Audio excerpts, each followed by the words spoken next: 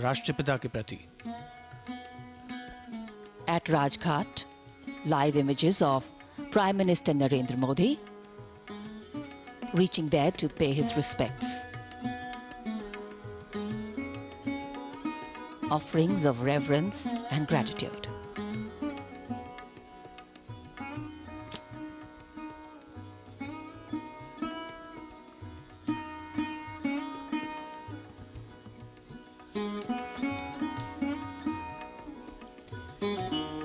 Though our paths may be different, our hearts need to be one.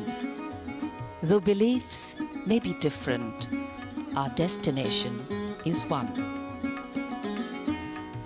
The flame of truth and non-violence glowing strong.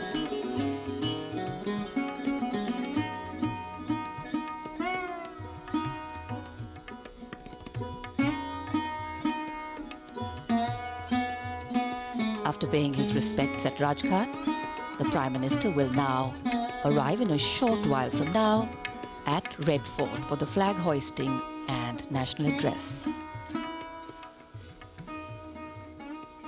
बापू को कृतज्ञ राष्ट्र की ओर से माननीय प्रधानमंत्री द्वारा श्रद्धांजलि। महात्मा गांधी, जिनका जीवन ही उनका संदेश है। बापू ने आत्मनिर्भर भारत का सपना देखा था।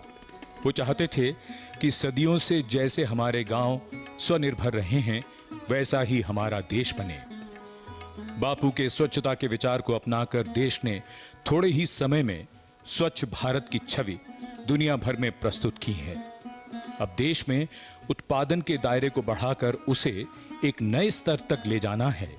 ये लक्ष्य है एक ऐसे भारत का जो अपनी जरूरतों को खुद पूरा कर सके।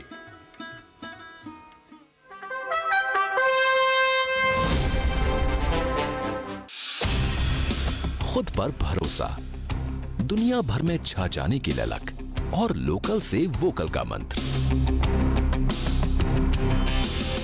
कुछ ऐसे ही बढ़ रहा है देश आत्मनिर्भर भारत के निर्माण की ओर। कोरोना संकट के इस दौर में हर एक देशवासी के सपने को साकार कर उसके चेहरे पर मुस्कान और जीवन में खुशहाली लाने का ही नाम है आत्मनिर्भर भारत। विश्व की आज की स्थिति हमें सिखाती है कि इसका मार्ग एक ही है, आत्मनिर्भर भारत। आत्मनिर्भर भारत के संकल्प को सिद्ध करने के लिए लैंड, लेबर, लिक्विडिटी और लॉ सभी पर ध्यान दिया गया है। ये आर्थिक पैकेज हमारे कुटीर उद्योग, गृह उद्योग, लघु और मंझोले उद्योग, हमारे MSME के लिए है, जो करोड़ों लोगों की आजीविका का साधन है। सही मायनों में यही आत्मनिर्भर भारत के हमारे संकल्प का मजबूत आधार है। आत्मनिर्भर भारत पैकेज देश के उस श्रमिक के लिए है, देश के उस किसान के लिए है जो हर स्थिति, हर मौसम में देशवासियों के लिए दिन रात परिश्रम कर रहा है। ये हमारे देश के मध्यम वर्ग के लिए है जो देश के विकास में अपना योगदान देता है। ये भारतीय उद्योग जगत के लिए है जो भारत के आर्थिक सामर्थ्य को बुलंदी देने के लिए संकल्पित है। संकट के समय में लोकल ने ही हमें बचाया है। समय ने हमें सिखाया है कि लोकल को हमें अपना जीवन मंत्र बनाना ही होगा। हर भारतवासी को अपने लोकल के लिए वोकल बनना है।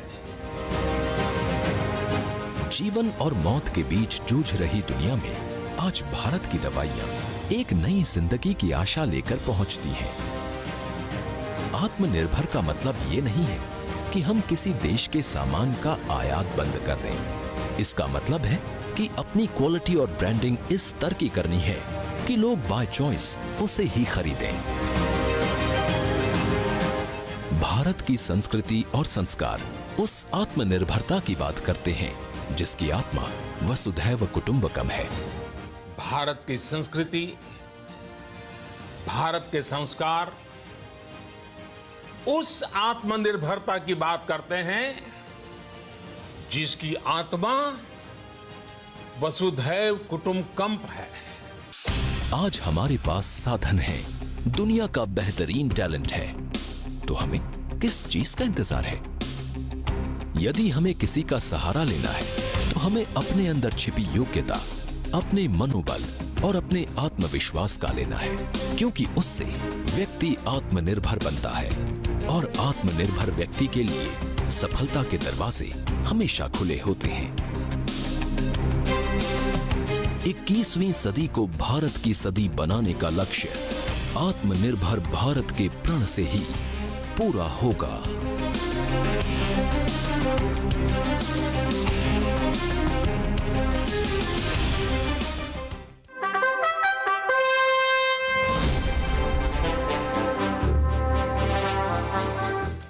Freedom is not only about independence from foreign rule.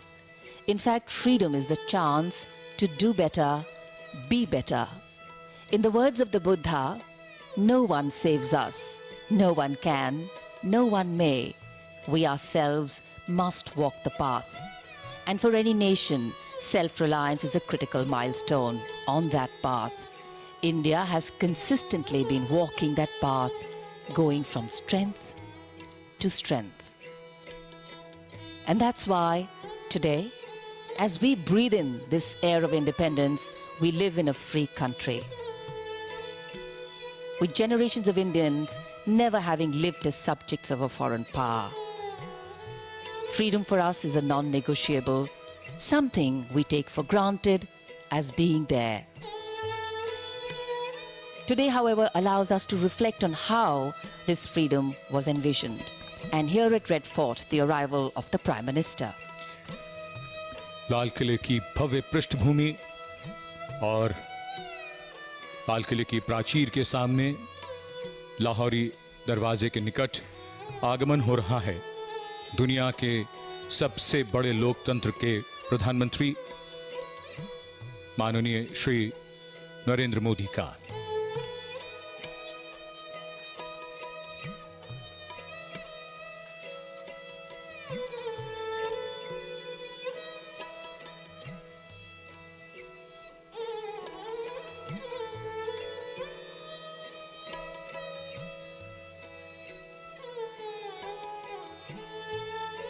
प्रधानमंत्री के आगमन पर उनकी अगवानी की जाएगी और वे गार्ड ऑफ ऑनर का निरीक्षण करेंगे। Prime Minister Narendra Modi's carcade arrives at the Lahore Gate side.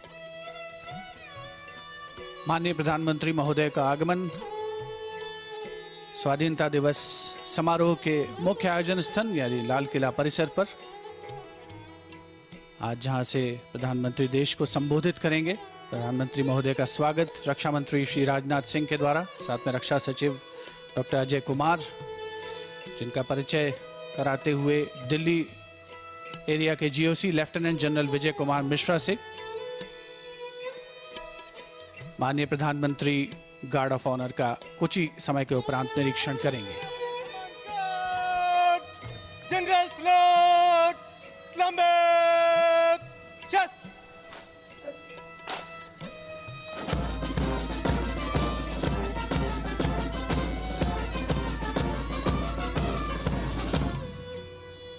अंतर सेना पुलिस सम्मान गार्ड, बचाव, चेस्ट।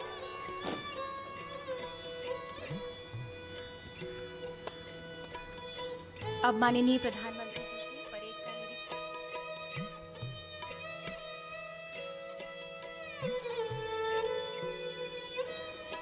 श्रीमान, अंतर सेना पुलिस सम्मान गार्ड आपके निरीक्षण के लिए हाजिर है। बड़ी ही The Guard Commander, Lieutenant Colonel Gaurav S. Yuvalkar, requesting the Prime Minister to inspect the ready Guard of Honor. And as the inspection starts, the band positioned there will strike up a slow march.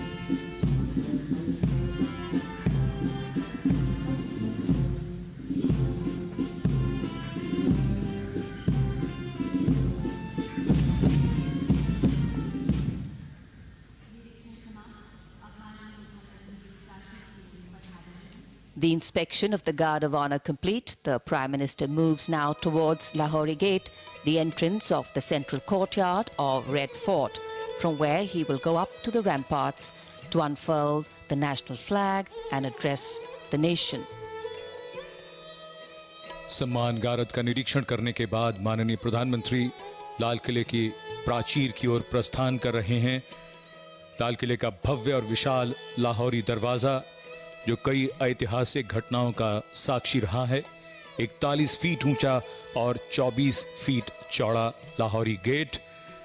यहीं से प्रवेश करने के बाद प्राचीर पर जाने के लिए सीढ़ियां हैं। अब तो यहां लिफ्ट भी है। पहले जब लाल किला बनवाया गया था तब प्राचीर यहां नहीं थी, इसे बाद में बनवाया गया। The country today is celebrating and participating in one more celebration of a day that holds in its memory and legacy the power and responsibility that comes with freedom, the life force of democracy. The Prime Minister will now go up the lift to the first level of the ramparts. And as the Prime Minister will once again address the nation, the country's response and participation to the changing domestic and international dynamics will be foregrounded.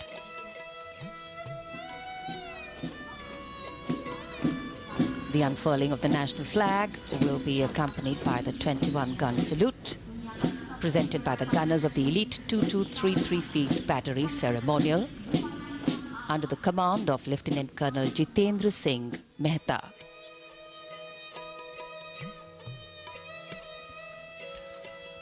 माननीय प्रधानमंत्री महोदय का स्वागत लाल किले की प्राचीर पर chief of defence staff general Bipin Rawat,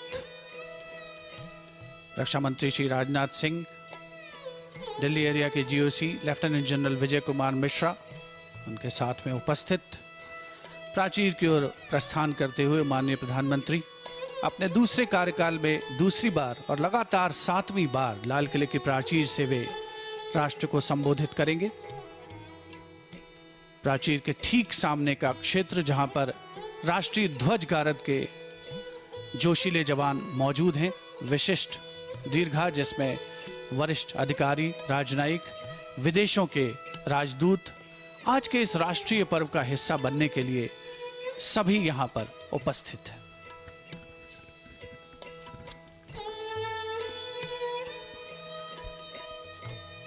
India is not just a nation state.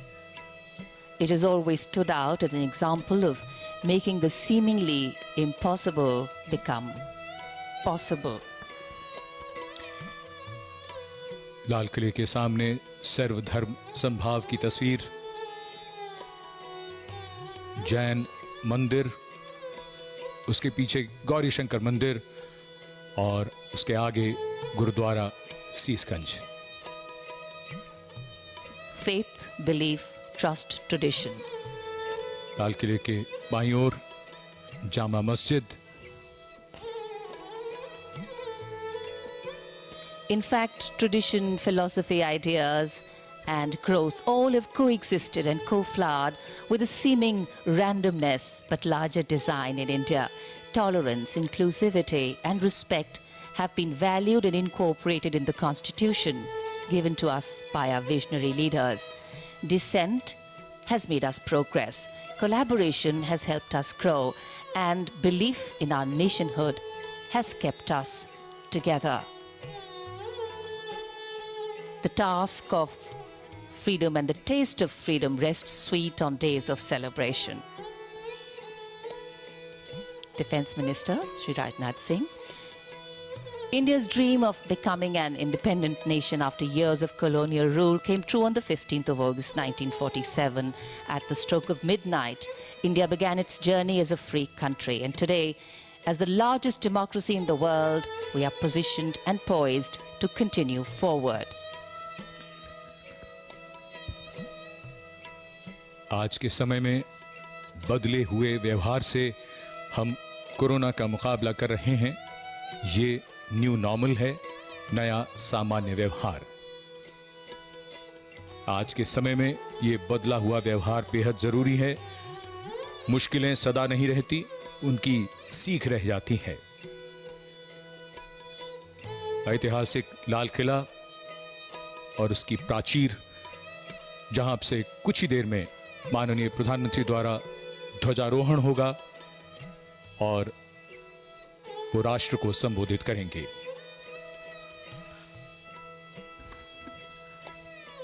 And here we are at this grand red sandstone fortress, the Red Fort, without doubt the centerpiece of our Independence Day celebrations. हमारे राष्ट्रीय पर्व का साक्षी बनने के लिए विदेशों के राजनयिक पदाधिकारी भी आज यहाँ लाल किला परिसर में विशिष्ट दीर्घा में उपस्थित हैं। साथ ही केंद्रीय मंत्रिमंडल के सदस्य आज के इस समारोह में अपनी गरिमामय उपस्थिति से इस समारोह को पूर्णता प्रदान कर रहे हैं। ऐतिहासिक लाल किला, जो कि आधुनिक भारतीय इतिहास की तमाम गाथाएं अपनी दीवारों में अंकित किए हुए है। इस समारोह का मुख्य आयोजन स्थल मध्यकालीन भारतीय स्थापत्य कला, भारत का प्रथम स्वाधीनता संग्राम, देशभक्तों का जुनून, 1947 की आजादी और उसके बाद विकास के पथ पर आगे बढ़ता भारत, जैसे सब कुछ लाल किले की दीवारों पर अंकित है। हमारे विशेष कैमरे से ये विहंगम दृश्य लाल किले के परिसर का और उसके ठीक सामने के स्थलों का, जहां पर 74वां स्वाधीनता दिवस समारोह आयोजित किया जा रहा है और प्राचीर के ठीक सामने राष्ट्रीय ध्वज गारद, जिसमें थल सेना, नौसेना और वायुसेना और दिल्ली पुलिस के दस्ते मौजूद हैं। दस्ते का नेतृत्व कर रहे हैं थल सेना के मेजर सूर्य प्रकाश। माननीय प्रधानमंत्री महोदय का प्राचीर पर आगमन होता हुआ राष्ट्र के संबोधन के लिए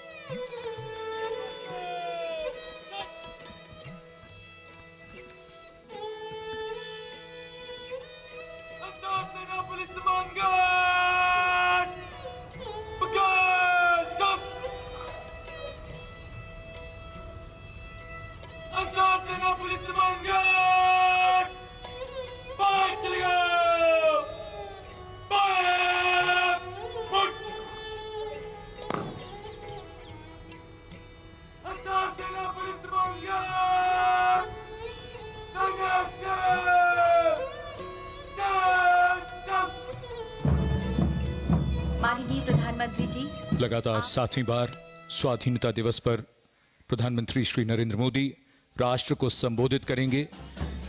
उनके विचारों को सुनने की उत्सुकता सबके मन में है। The Prime Minister acknowledging the greetings of those present, the National Flag Guard on its way out from across the ramparts.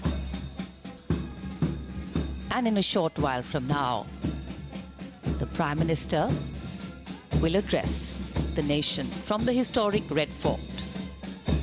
This rare living symbol telling its own story the place where the history of medieval India was crafted, and today it is a connect between the past and India's modern present.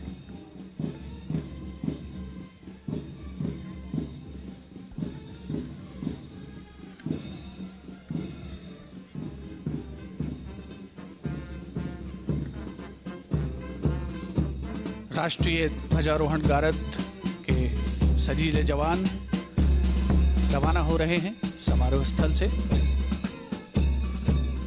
इसमें शामिल थल सेना का प्रतिनिधित्व इस बार किया प्रथम Gorkha rifles ने, क्योंकि 5वीं बटालियन जिसमें भाग ले रही थी। इसकी स्थापना 1942 में धर्मशाला में की गई थी और सभी को प्रतीक्षा प्रधानमंत्री महोदय के उद्बोधन की।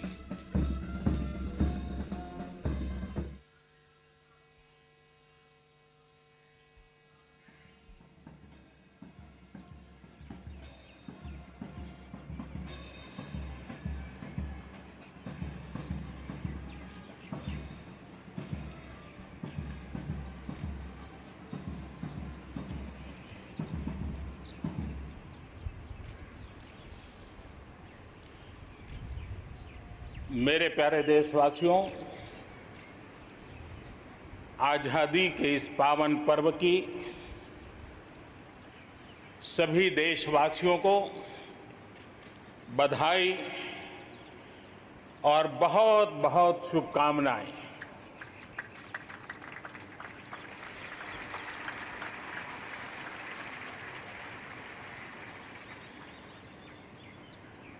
आज जो हम स्वतंत्र भारत में सांस ले रहे हैं, उसके पीछे मां भारती के लाखों बेटे बेटियों, उनका त्याग, उनका बलिदान और मां भारती को आजाद कराने के संकल्प के प्रति उनका समर्पण आज ऐसे सभी हमारे स्वतंत्र सेनानियों का, आजादी के वीरों का, नर बांकुरों का,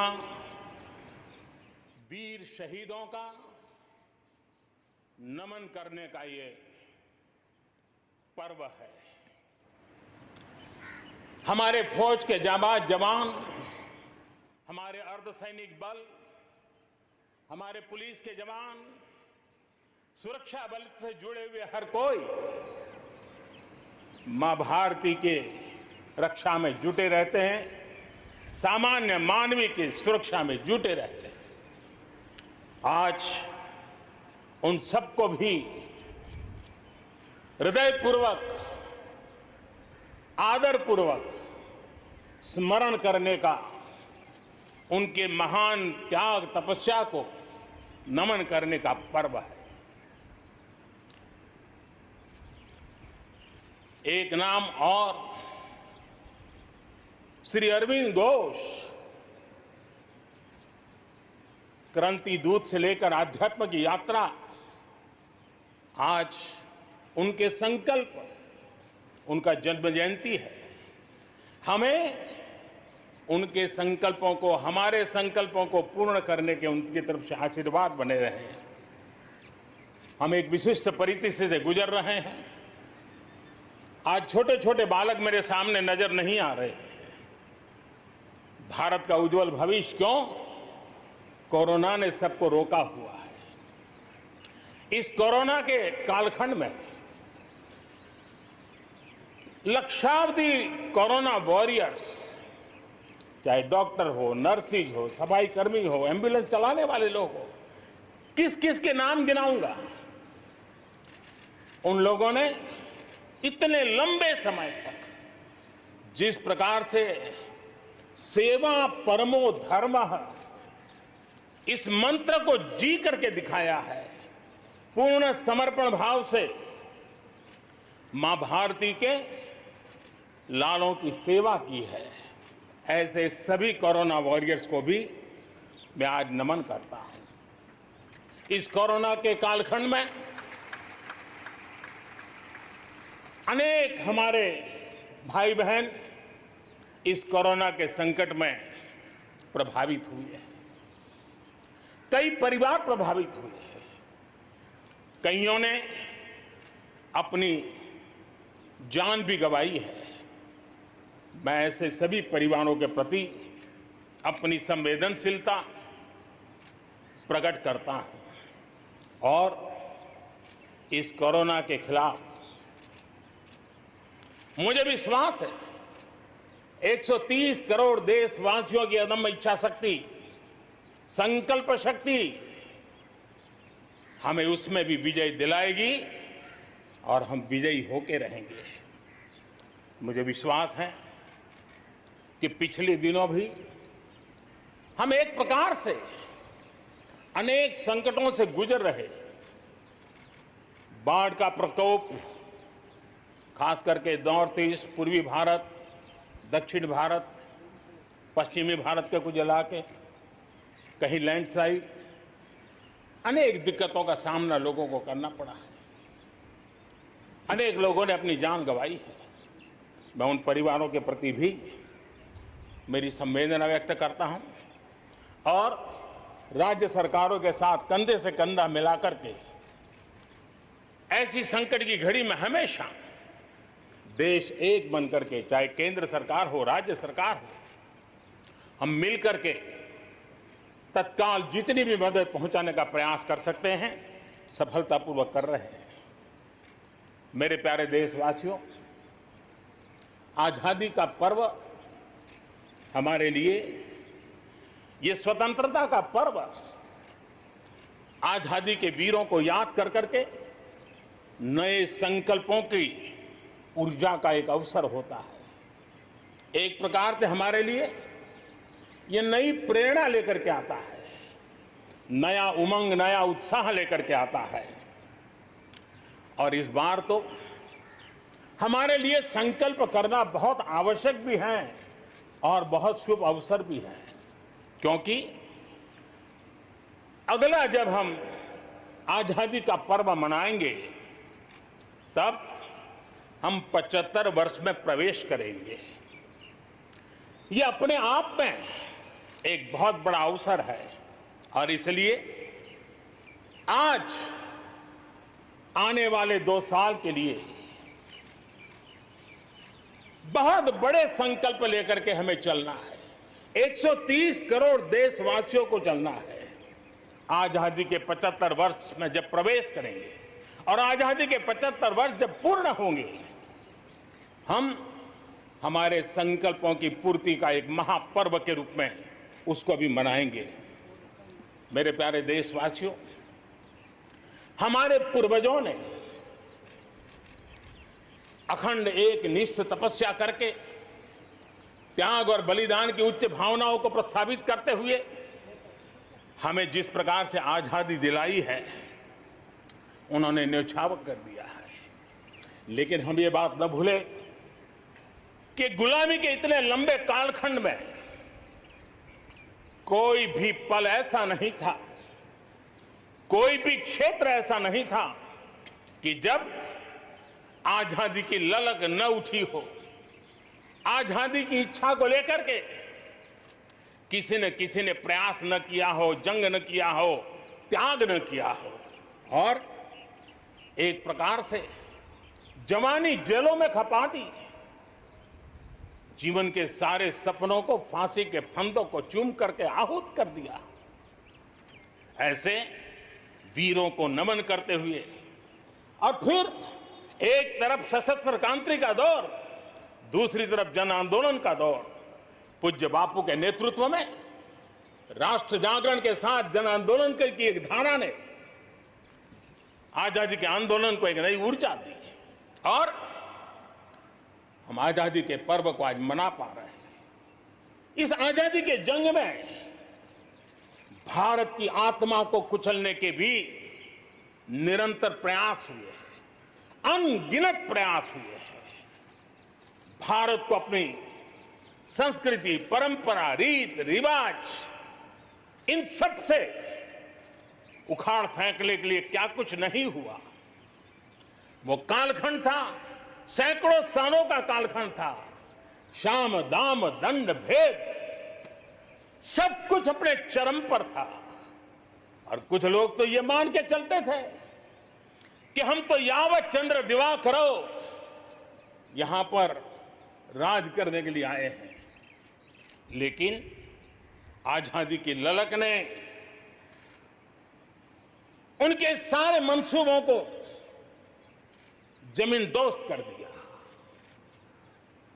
उनकी सोच थी कि इतना बड़ा विशाल देश, अनेक राजे रजवाड़े, भांति भांति की बोलियां, पहनवेश, खान पान, अनेक भाषाएं,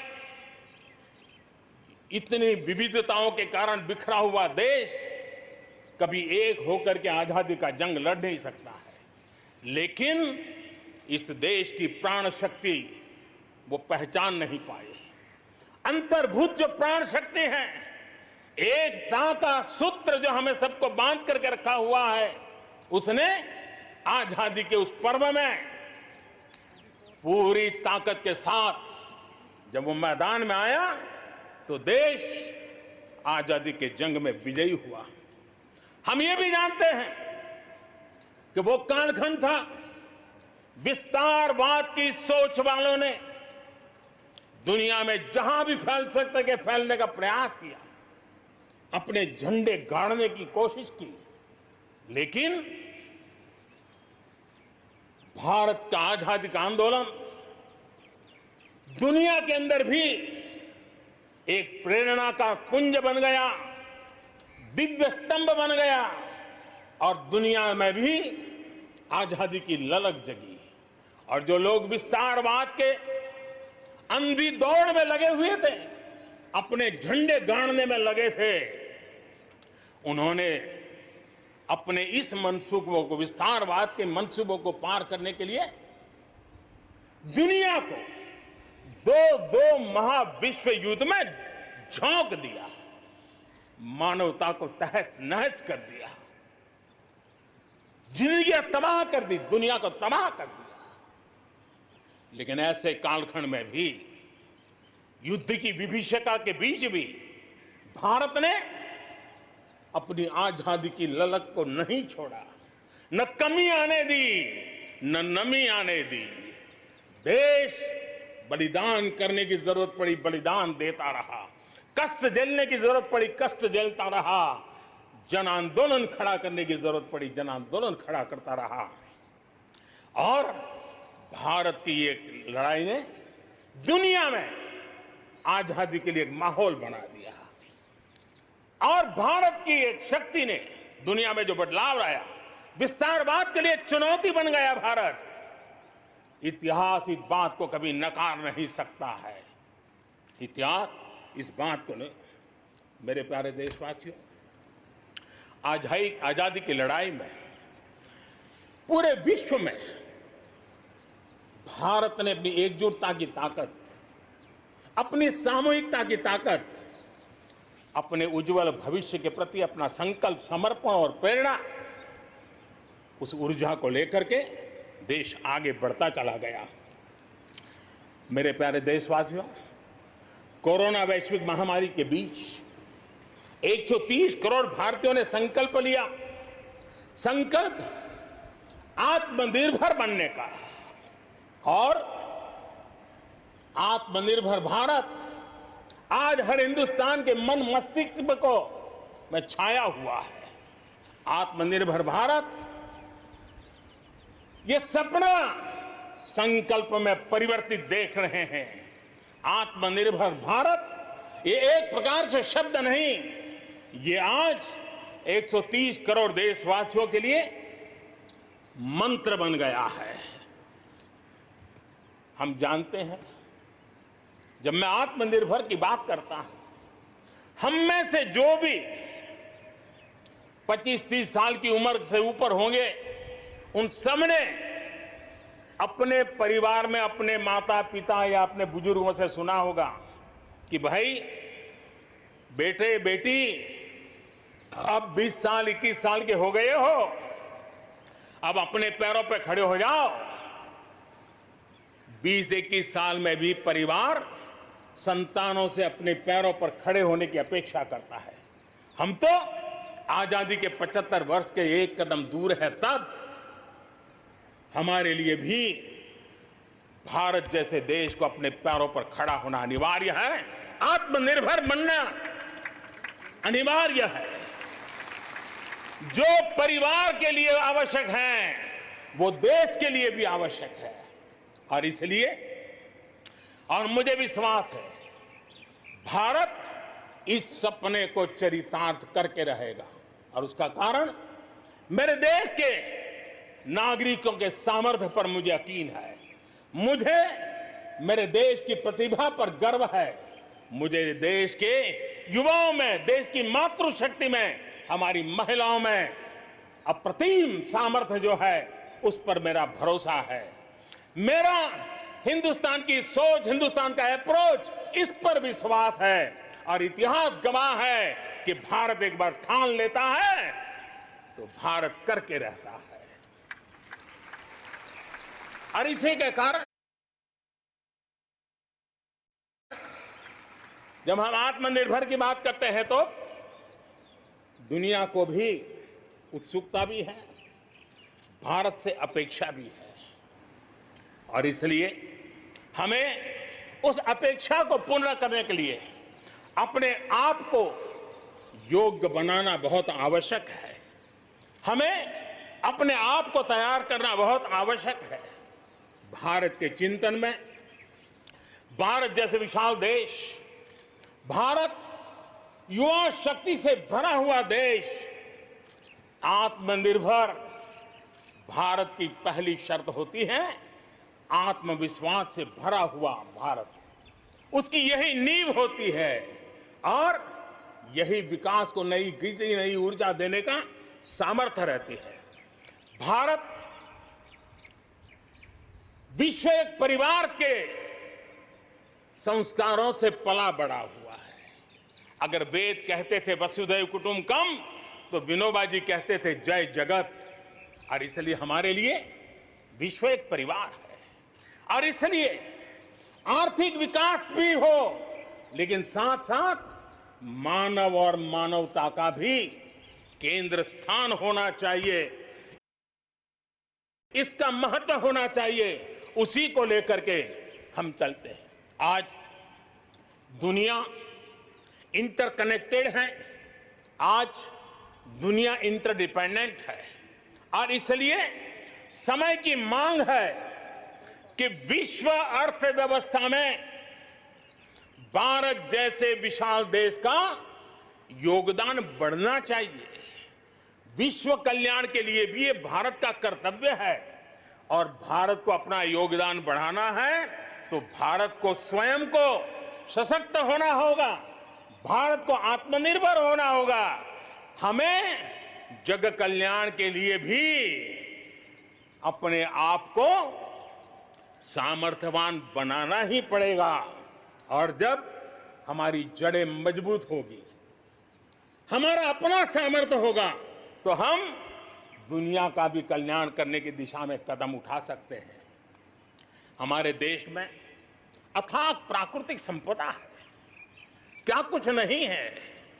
आज समय की मांग है कि हमारे इन प्राकृतिक संसाधनों में हम वैल्यू एडिशन करें, हम हमारे मानव संपदा में मूल्य वृद्धि करें, नई ऊंचाइयों पर ले जाएं।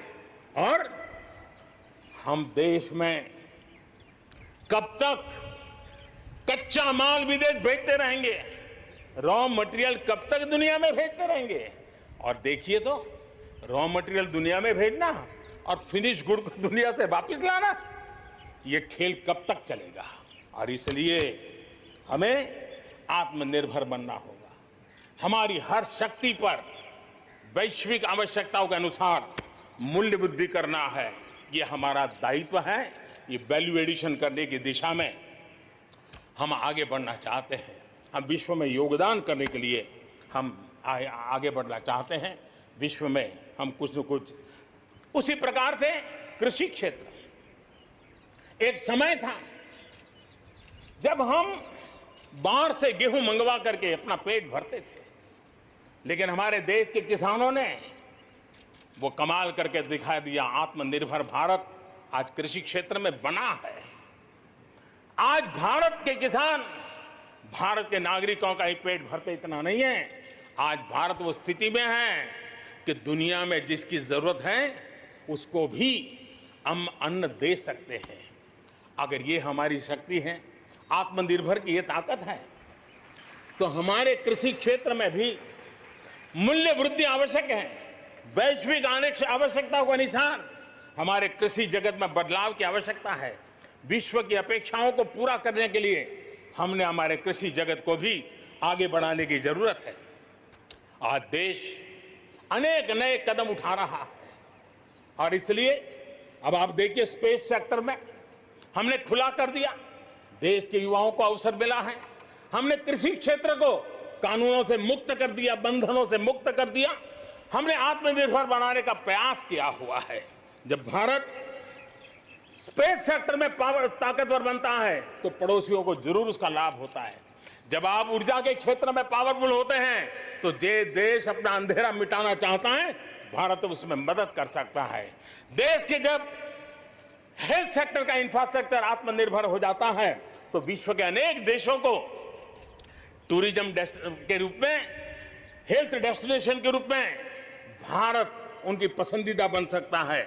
और इसलिए हमें आवश्यक है कि हम भारत में बने सामान की पूरी दुनिया में वाहवाही कैसी हो। और एक जमाना था हमारे देश में जो चीजें बनती थी, हमारे स्किल मैन पावर के द्वारा जो काम होता था, उसकी दुनिया में बहुत वाहवाह होती थी, इतिहास गवाह है। हमें जब आत्मनिर्भर की बात करते हैं तब सिर्फ इंपोर्ट कम करना इतना ही हमारी सोच नहीं है। जब आत्मनिर्भर की बात करते हैं तब हमारी ये जो कौशल्य है, हमारा जो ह्यूमन रिसोर्स का सामर्थ्य है, जब चीजें बाहर से आने लगती हैं तो उसका वो सामर्थ्य खत्म होता चला जाता है, पीढ़ी दर पीढ़ी वो नष्ट हो जाता है। हमें हमारे उस सामर्थ्य को बचाना भी है, बढ़ाना भी है, कौशल्य को बढ़ाना है, क्रिएटिविटी को बढ़ाना है और उसको लेकर के हमें आगे बढ़ना है। हमें स्किल डेवलपमेंट की दिशा में बल देना है। आत्मनिर्भर भारत के लिए, हमारे सामर्थ्य को बढ़ाने के लिए मेरे प्यारे देशवासियों, मैं जानता हूं जब मैं आत्मनिर्भर की बात करता हूं तब अनेक आशंकाएं प्रकट भी की जाती हैं। मैं इस बात को मानता हूं कि आत्मनिर्भर भारत के लिए लाखों चुनौतियां हैं और जब विश्व स्पर्धा के मोड़ में हो तब तो चुनौतियां बढ़ भी जाती हैं। लेकिन देश के सामने अगर लाखों चुनौतियां हैं तो देश के पास करोड़ों समाधान देने वाले शक्ति भी है, मेरे देशवासी भी हैं जो समाधान का सामर्थ्य देते हैं। अब देखिए, कोरोना के संकट काल में हमने देखा कि बहुत सी चीजों के लिए हम कठिनाइयों में हैं, हमें दुनिया से लाना है, दुनिया दे नहीं पा रही थी। हमारे देश के नौजवानों ने, हमारे देश के उद्यमियों ने, हमारे देश के उद्योग जगत के लोगों ने बिड़ा उठा लिया। जिस देश में N95 नहीं बनता था बनने लगे, PPE नहीं बनता था बनने लग गए, वेंटिलेटर नहीं बनता था बनने लग गए। देश की आवश्यकताओं की तो पूर्ति हुई, लेकिन दुनिया में एक्सपोर्ट करने की हमारी ताकत बन गई। दुनिया की जरूरत थी आत्मनिर्भर भारत दुनिया को कैसे मदद कर सकता है, आज हम इसमें हम देख सकते हैं। और इसलिए विश्व की भलाई में भी भारत का योगदान करना ये दायित्व बनता है और उसलिए भी हमें उसी प्रकार से बहुत हो चुका है। आजाद भारत की मानसिकता क्या होनी चाहिए? आजाद भारत की मानसिकता होनी चाहिए वोकल फॉर लोकल। हमारे जो स्थानीय उत्पाद है उसका हमने गौरवगान करना चाहिए। हम अपनी चीजों का गौरवगान नहीं करेंगे तो उसको अच्छा बनने का अवसर भी नहीं मिलेगा, उसकी हिम्मत नहीं बढ़ेगी। आइए हम मिलकर के संकल्प लें, आजादी के 75 साल के पर्व की ओर जब कदम रख रहे हैं तब वोकल फॉर लोकल का जीवन मंत्र बन जाए और हम मिलकर के भारत की उस ताकत को हम बढ़ावा दे दें। मेरे प्यारे देशवासियों, हमारा देश कैसी कैसी कमाल करता है, कैसे कैसे आगे बढ़ता है, इस बात को हम भली भांति समझ सकते हैं। कौन सोच सकता था कि कभी गरीबों के जनधन खाते में लाखों करोड़ों रुपए सीधे ट्रांसफर हो जाएंगे। कौन सोच सकता था कि किसानों की भलाई के लिए एपीएमसी जैसा एक्ट में इतने बदलाव हो जाएंगे। कौन सोचता था हमारे व्यापारी आलम पे जो लटकती तलवार थी एसेंशियल कमोडिटी एक्ट इतने सालों के बाद वो भी बदल जाएगा। कौन सोचता था कि हमारा स्पेस सेक्टर हमारे देश के युवाओं के लिए खुला कर दिया जाएगा।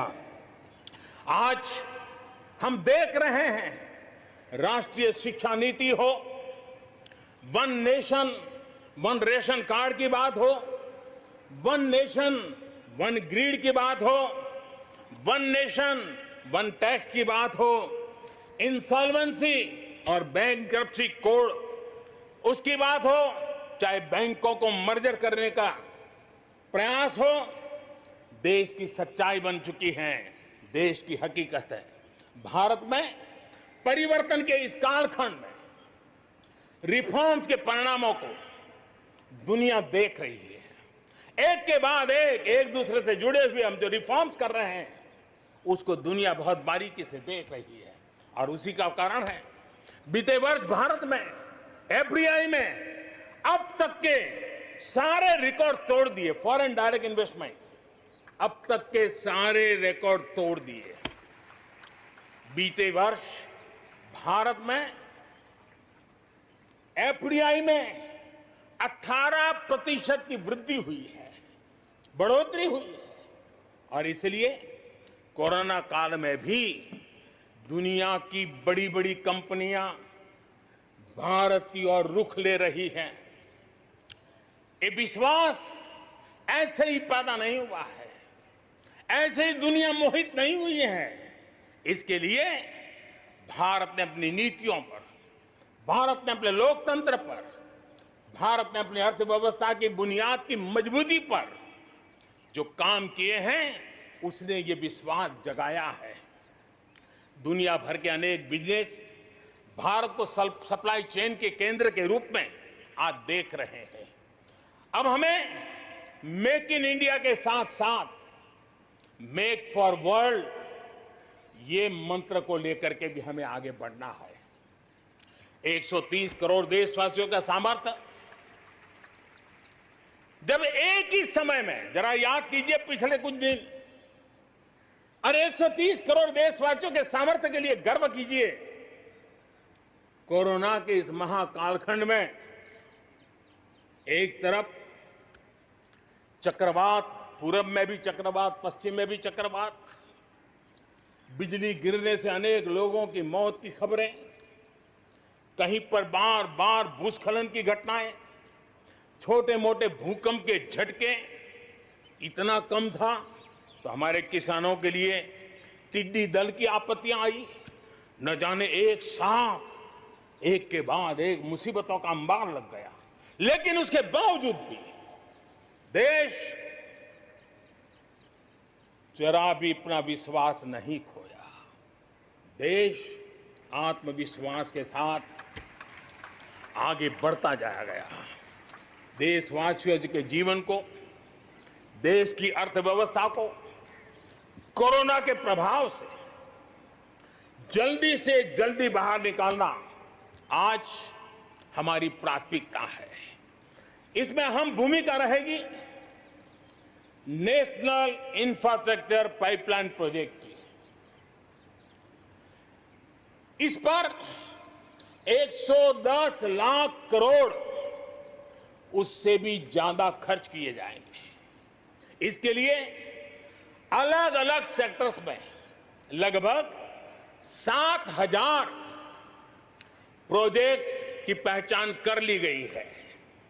इससे देश के ओवरऑल इंफ्रास्ट्रक्चर डेवलपमेंट को एक नई दिशा भी मिलेगी, एक नई गति भी मिलेगी।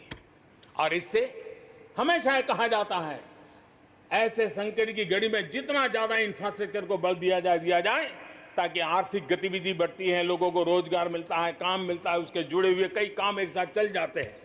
छोटे बड़े उद्योग, किसान, हर मध्यम वर्ग को इसका बहुत लाभ होता है। और आज मैं एक बात स्मरण करना चाहता हूं, जब अटल बिहारी वाजपेयी हमारे देश के प्रधानमंत्री थे, तब उन्होंने स्वर्णिम चतुर्भुज की एक बहुत बड़ी दूरगामी असर पैदा करने वाली योजना को प्रारंभ किया था और देश के रोड नेटवर्क के इंफ्रास्ट्रक्चर को नेक्स्ट जनरेशन पर ले गए थे। आज भी वो स्वर्णिम चतुर्भुज की तरफ देश बड़े गर्व से देख रहा है। हाँ, हमारा हिंदुस्तान बदल रहा है, देख रहा है। मेरे प्यारे देशवासियों, अटल जी ने अपने समय में एक काम किया, लेकिन अब हमें उसे आगे ले जाना है, हमें नई ओर ले जाना है। और अब हम साइलोज में नहीं चल सकते। हम इंफ्रास्ट्रक्चर को, रोड का रोड वाला काम करेगा, रेल का रेल में चला जाएगा, न रेल का रोड से संबंध, न रोड का रेल से संबंध, न एयरपोर्ट का पोर्ट से संबंध, न पोर्ट का एयरपोर्ट से संबंध, न रेलवे स्टेशन का बस से संबंध, बस स्टेशन से संबंध, न बस स्टेशन का रेलवे। ऐसी स्थिति नहीं चले। अब हमें सारा इंफ्रास्ट्रक्चर एक कॉम्प्रिहेंसिव हो, इंटीग्रेटेड हो, एक दूसरे के पूरक हो। रेल से रोड पूरक हो, रोड से सी पोर्ट पूरक हो, सी पोर्ट से पोर्ट पूरक हो। ये हमें एक नए सदी के लिए हमें मल्टी मॉडल कनेक्टिविटी इंफ्रास्ट्रक्चर, इसको जोड़ने के लिए हम अब आगे बढ़ रहे हैं और ये एक नया आयाम होगा। बहुत बड़ा सपना लेकर के इस पर काम शुरू किया है और मुझे विश्वास है ये साइलोस को खत्म करके हमारे इस सारी व्यवस्था को एक नई ताकत देंगे। इसके साथ साथ हमारे समुद्री तट, विश्व व्यापार में समुद्री तटों का अपना बहुत महत्व होता है। जब हम पोर्ट लेड डेवलपमेंट को लेकर के चले हैं, तब हम आने वाले दिनों में समुद्री तट के पूरे हिस्से में 4 लेन रोड बनाने की दिशा में एक आधुनिक इंफ्रास्ट्रक्चर के लिए हम काम करेंगे। मेरे प्यारे देशवासियों, हमारे यहां शास्त्रों में एक बहुत बड़ी बात और बड़ी महत्वपूर्ण बात कही गई है। हमारे यहां शास्त्रों में कहा गया है, सामर्थ्य मूलम स्वातंत्रम, सामर्थ्य मूलम स्वातंत्रम, श्रम मूलम च वैभवम, श्रम मूलम च वैभवम। यानी किसी समाज की, किसी भी राष्ट्र की आजादी का स्रोत उसका सामर्थ्य होता है और उसके वैभव, उन्नति, प्रगति का स्रोत उसकी श्रम शक्ति है। और इसलिए सामान्य नागरिक, शहर हो या गांव, उसकी मेहनत का कोई मुकाबला नहीं है। मेहनत का समाज को जब सुविधाएं मिलती है, जीवन का संघर्ष, रोजमर्रा की मुसीबतें कम होती है, तो उसकी ऊर्जा, उसकी शक्ति बहुत खिल उठती है, बड़े कमाल करके देती है। बीते 6 वर्षों में देश के मेहनतकश नागरिकों का जीवन बेहतर बनाने के लिए अनेक विविध कामों का सिलसिला चलाया गया है, अनेक अभियान चलाए गए हैं।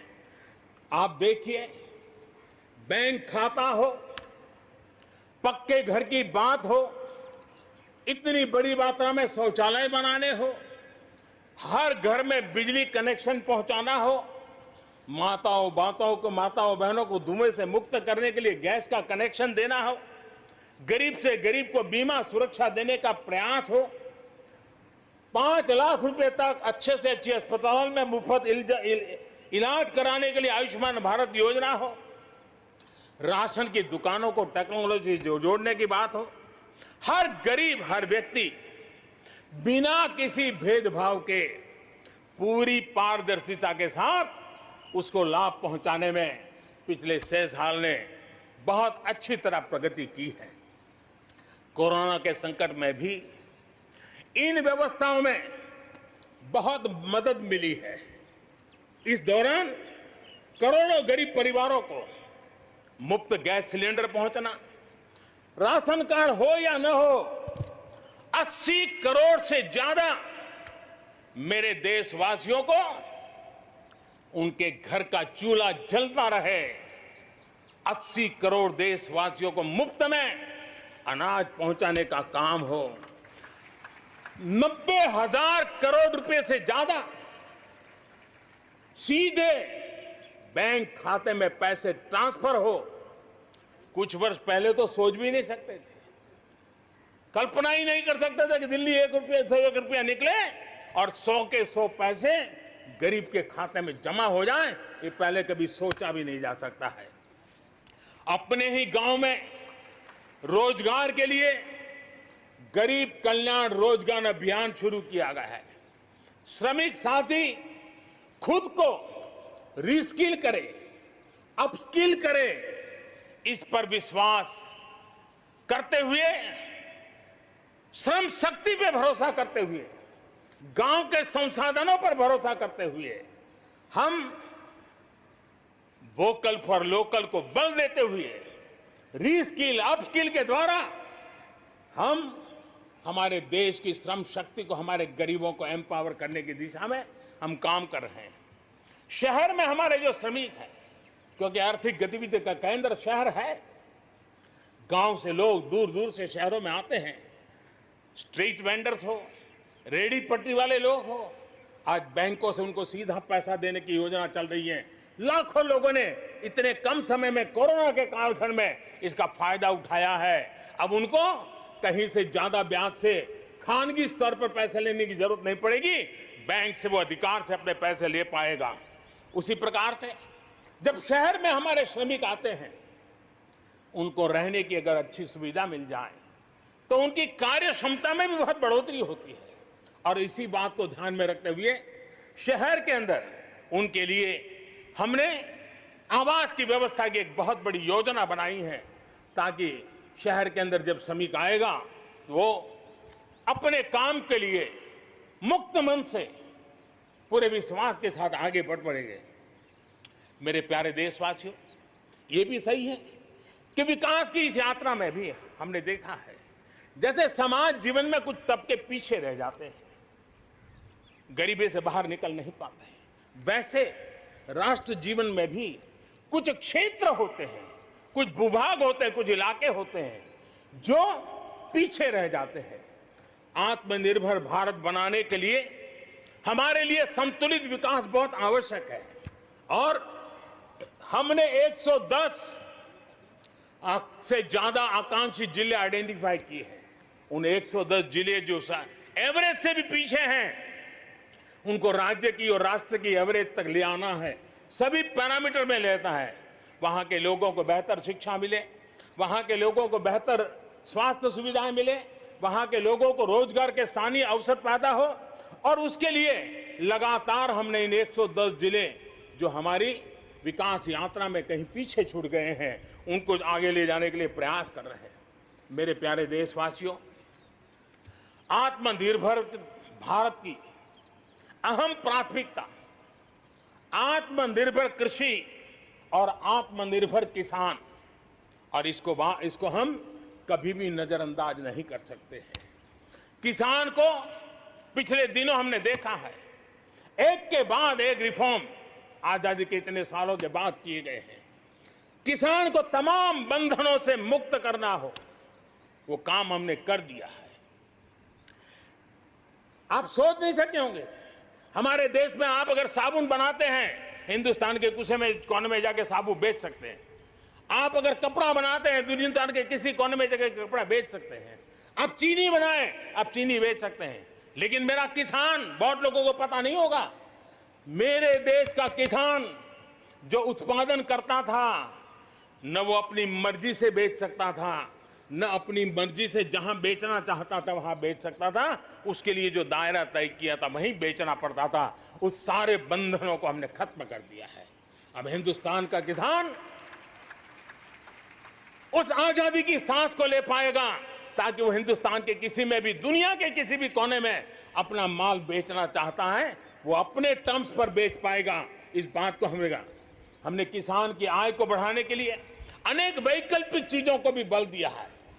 उसके किसानी में इनपुट कॉस्ट कैसे कम हो, सोलार पंप, उसको डीजल पंप से मुक्ति कैसे दिला दे, अन्नदाता ऊर्जादाता कैसे बने, मधुमक्खी पालन हो, फिशरीज हो, पोल्ट्री हो, ऐसे अनेक चीजें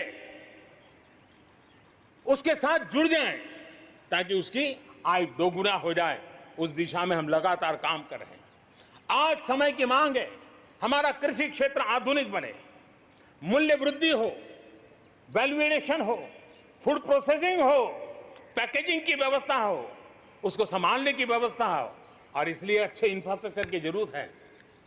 आपने देखा होगा इस कोरोना कालखंड में ही पिछले दिनों 1 लाख करोड़ रुपया एग्रीकल्चर इंफ्रास्ट्रक्चर के लिए भारत की सरकार ने आवंटित किए हैं, और इंफ्रास्ट्रक्चर जो किसानों की भलाई के लिए होगा, और इसके कारण किसान अपना मूल्य भी प्राप्त कर सकेगा, दुनिया के बाजार में बेच भी पाएगा, विश्व बाजार में उसकी पहुंच बढ़ेगी।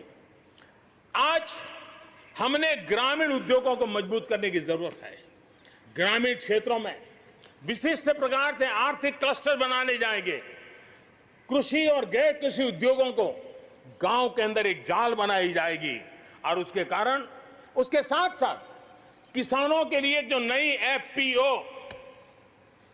हमने बनाने का, किसान उत्पादक संघ बनाने का जो हमने कोशिश की है, वो अपने आप में एक बहुत बड़ा इकोनॉमिकल एम्पावरमेंट का काम करेगा। भाइयों बहनों, मैंने पिछली बार यहां पर जल जीवन मिशन की घोषणा की थी। आज उसको 1 साल हो रहा है। मैं आज गर्व से कह सकता हूं कि जो हमने सपना लिया है कि पीने का शुद्ध जल, नल से जल हमारे देशवासियों को मिलना चाहिए। स्वास्थ्य की समस्याओं का समाधान भी शुद्ध पीने के जल से जुड़ा हुआ होता है। अर्थव्यवस्था में भी उसका बहुत बड़ा योगदान होता है, और उसको लेकर के जल जीवन मिशन शुरू किया। आज मुझे संतोष है कि प्रतिदिन हम 1 लाख से ज्यादा घरों में, हर दिन 1 लाख से ज्यादा घरों में जल पहुंचा रहे हैं, पाइप से जल पहुंचा रहे हैं। और पिछले 1 साल में 2 करोड़ परिवारों तक हम जल पहुंचाने में यशस्वी हुए हैं। और विशेष करके जंगलों में दूर दूर रहने वाले हमारे आदिवासियों के घरों तक ये पहुंचाने का काम, बड़ा अभियान चला है। और मुझे खुशी है कि आज जल जीवन मिशन ने देश में एक तंदुरुस्त स्पर्धा का माहौल बनाया है। जिले जिले के बीच में तंदुरुस्त स्पर्धा हो रही है, नगर नगर के बीच में तंदुरुस्त स्पर्धा हो रही है, राज्य राज्य के बीच में तंदुरुस्त स्पर्धा हो रही है। हर किसी को लग रहा है कि प्रधानमंत्री का जल जीवन मिशन का जो सपना है, उसको हम जल्दी से जल्दी अपने क्षेत्र में पूरा करेंगे। कोऑपरेटिव कॉम्पिटिटिव फेडरलिज्म को एक नई ताकत इस जल जीवन मिशन के साथ जुड़ गई है, और उसके साथ भी हम आगे बढ़ रहे हैं। मेरे प्यारे देशवासियों, चाहे हमारा कृषि का क्षेत्र हो, चाहे हमारे लघु उद्योगों का क्षेत्र हो, चाहे हमारे नौकरी पेशा करने वाले समाज के लोग हो, ये करीब करीब सभी लोग एक प्रकार से भारत का मध्यम वर्गीय बहुत बड़ा संपुट है। और मध्यम वर्ग से निकले हुए प्रोफेशनल्स आज दुनिया में अपना डंका जमा रहे हैं। मध्यम वर्ग से निकले हुए हमारे डॉक्टर, इंजीनियर, वकील, साइंटिस्ट, सब कोई दुनिया के अंदर अपना नाम डंडा जमा रहे हैं। और इसलिए ये बात तय है कि मध्यम वर्ग को जितने अवसर मिलते हैं, वो अनेक गुना ताकत के साथ उभर करके आते हैं। और इसलिए मध्यम वर्ग को सरकारी दखलंदाजी से मुक्ति चाहिए। मध्यम वर्ग को अनेक विध नए अवसर चाहिए, उसको खुला मैदान होना चाहिए। और हमारी सरकार लगातार मध्यम वर्ग के इन सपनों को पूरा करने के लिए काम कर रही है। मध्यम वर्ग मिरेकल करने की ताकत रखता है। ईज ऑफ लिविंग, इसका सबसे बड़ा लाभ किसी को होना है तो मेरे मध्यम वर्गीय परिवारों को होना है। सस्ते इंटरनेट की बात हो, चाहे सस्ते स्मार्टफोन की बात हो, या उड़ान के तहत हवाई जहाज की टिकटें बहुत मिनिमम हो जाने की बात हो, या हमारे हाईवेज हो, इंफॉर्मेशन वेज हो, ये सारी चीजें मध्यम वर्ग की ताकत को बढ़ाने वाली है। आज आपने देखा होगा मध्यम वर्ग में जो गरीबी से बाहर निकला है, उसका पहला सपना होता है अपना घर होना चाहिए। वो एक बराबरी की जिंदगी जाना चाहता है। देश में बहुत बड़ा काम हमने ईएमआई के क्षेत्र में किया, और उसके कारण होम लोन सस्ते हुए। और जब एक घर के लिए लोन लेता है तो लोन पूरी करते करते करीब 6 लाख रुपया कि उसके छूट मिल जाती है। यह इतना ही नहीं, पिछले दिनों ध्यान में आया कि बहुत गरीब मध्यम वर्ग के परिवारों ने पैसे लगाए हुए हैं, लेकिन योजनाएं पूरी न होने के कारण खुद का घर मिल नहीं रहा है, किराया भरना पड़ रहा है। भारत सरकार ने 25,000 करोड़ रुपया का विशिष्ट फंड बना करके ये जो आधे अधूरे घर हैं उनको पूरा करके मध्यम वर्गीय परिवारों को घर मिल जाए, उसके लिए हमने अब कदम उठाया है। जीएसटी में बहुत तेजी से टैक्सेशन कम हुआ है, इनकम टैक्स कम हुआ है। आज मिनिमम उस प्रकार के व्यवस्थाओं के साथ हम देश को आगे बढ़ाने का प्रयास कर रहे हैं। कोऑपरेटिव बैंकों को आरबीआई से जोड़ना, ये अपने आप में मध्यम वर्गीय परिवारों के पैसों को सुरक्षित रखने की गारंटी इसके साथ जुड़ी हुई है। एमएसएमई सेक्टर में जो रिफॉर्म्स हुए हैं, एग्रीकल्चर सेक्टर में जो रिफॉर्म्स हुए हैं, इसका सीधा सीधा लाभ हमारे मध्यम वर्गीय मेहनतकश परिवारों को जाने वाला है और उसके कारण हजारों करोड़ रुपए के स्पेशल फंड आज जो हमारे व्यापारी बंधुओं को, हमारे में लघु उद्योगकारों को हम दे रहे हैं, उनको इसका लाभ मिलने वाला है। आम भारतीय की शक्ति, उसकी ऊर्जा आत्मनिर्भर भारत अभियान का एक बहुत बड़ा आधार है। इस ताकत को बनाए रखने के लिए हर स्तर पर निरंतर काम जारी है। मेरे प्यारे देशवासियों, आत्मनिर्भर भारत के निर्माण में, आधुनिक भारत के निर्माण में, नए भारत के निर्माण में, समृद्ध और खुशहाल भारत के निर्माण में देश की शिक्षा का बहुत बड़ा महत्व है। इसी सोच के साथ देश को 3 दशक के बाद नई राष्ट्रीय शिक्षा नीति देने में हम आज यशस्वी हुए हैं और हिंदुस्तान के हर कोने में इसकी स्वागत के समाचार एक नई ऊर्जा, नए विश्वास दे रहे हैं। ये शिक्षा, ये राष्ट्रीय शिक्षा नीति हमारे विद्यार्थियों को जड़ से जोड़ेगी, लेकिन साथ साथ उसको एक ग्लोबल सिटीजन बनाने का भी पूरा सामर्थ्य देगी। वो जड़ों से जुड़ा होगा, लेकिन उसका सर आसमान की ऊंचाइयों को छूता होगा। आज आपने देखा होगा राष्ट्रीय शिक्षा नीति में एक विशेष बल दिया गया है नेशनल रिसर्च फाउंडेशन का, क्योंकि देश को प्रगति करने के लिए इनोवेशन बहुत आवश्यक होता है। इनोवेशन को जितना बल मिलेगा, रिसर्च को जितना बल मिलेगा, उतना ही देश को आगे ले जाने में और कॉम्पिटिटिव वर्ल्ड के अंदर आगे बढ़ने में बहुत ताकत मिलेगी। आपने सोचा होगा, क्या कभी इतना तेजी से गांव तक ऑनलाइन क्लासेस का इतना माहौल बन जाएगा? कभी कभी आफत में भी कुछ ऐसी चीजें उभर करके आ जाती हैं, नई ताकत दे देती है। और इसलिए आपने देखा होगा कोरोना काल में ऑनलाइन क्लासेस एक प्रकार से कल्चर बन गया है। आप देखिए ऑनलाइन डिजिटल ट्रांजैक्शन वो भी कैसे बढ़ रहे हैं। भीम यूपीआई गत 1 महीने में, यानी किसी को भी गर्व होगा कि भारत जैसे देश में यूपीआई भीम के द्वारा गत 1 महीने में 3 लाख करोड़ रुपए का ट्रांजैक्शन हुआ है। ये अपने आप में हम किस प्रकार से बदली हुई स्थितियों को स्वीकार करने लगे हैं, ये इसका नमूना है। आप देखते हैं 2014 से पहले हमारे देश में 5 दर्जन पंचायतें, 5 दर्जन पंचायतों में ऑप्टिकल फाइबर था। गत 5 वर्ष में 1.5 लाख ग्राम पंचायतों तक ऑप्टिकल फाइबर नेटवर्क पहुंच चुका है, जो आज इतना मदद कर रहा है। सभी पंचायतों में पहुंचने के लक्ष्य के साथ हमने काम शुरू किया था। जो 1 लाख पंचायतें बाकी हैं, वहां भी तेजी से काम चल रहा है, लेकिन बदली पड़ी हुई परिस्थिति में गांव की भी डिजिटल इंडिया में भागीदारी अनिवार्य बन गई है। गांव के लोगों को भी इस प्रकार की ऑनलाइन सुविधाओं की जरूरत बढ़ गई है। इसको ध्यान में रखते हुए पहले जो हमने कार्यक्रम बनाया था, हर पंचायत तक पहले पहुंचेंगे, लेकिन आज मैं आपसे बताना चाहूंगा कि अब हमने तय किया है कि सभी 6 लाख से ज्यादा जो हमारे गांव है, उन सभी गांवों में ऑप्टिकल फाइबर नेटवर्क पहुंचाया जाएगा। जरूरत बदली है तो हमने प्रायोरिटी भी बदली है। 6 लाख से अधिक गांव में हजारों लाखों किलोमीटर ऑप्टिकल फाइबर का काम चलाया जाएगा और हमने तय किया है 1000 दिन में 1000 दिन के अंदर अंदर देश के 6 लाख से अधिक गांव में ऑप्टिकल फाइबर नेटवर्क काम पूरा कर दिया जाएगा। बदलती हुई टेक्नोलॉजी में साइबर स्पेस, ये हमारी निर्भरता बढ़ती ही जाने वाली है।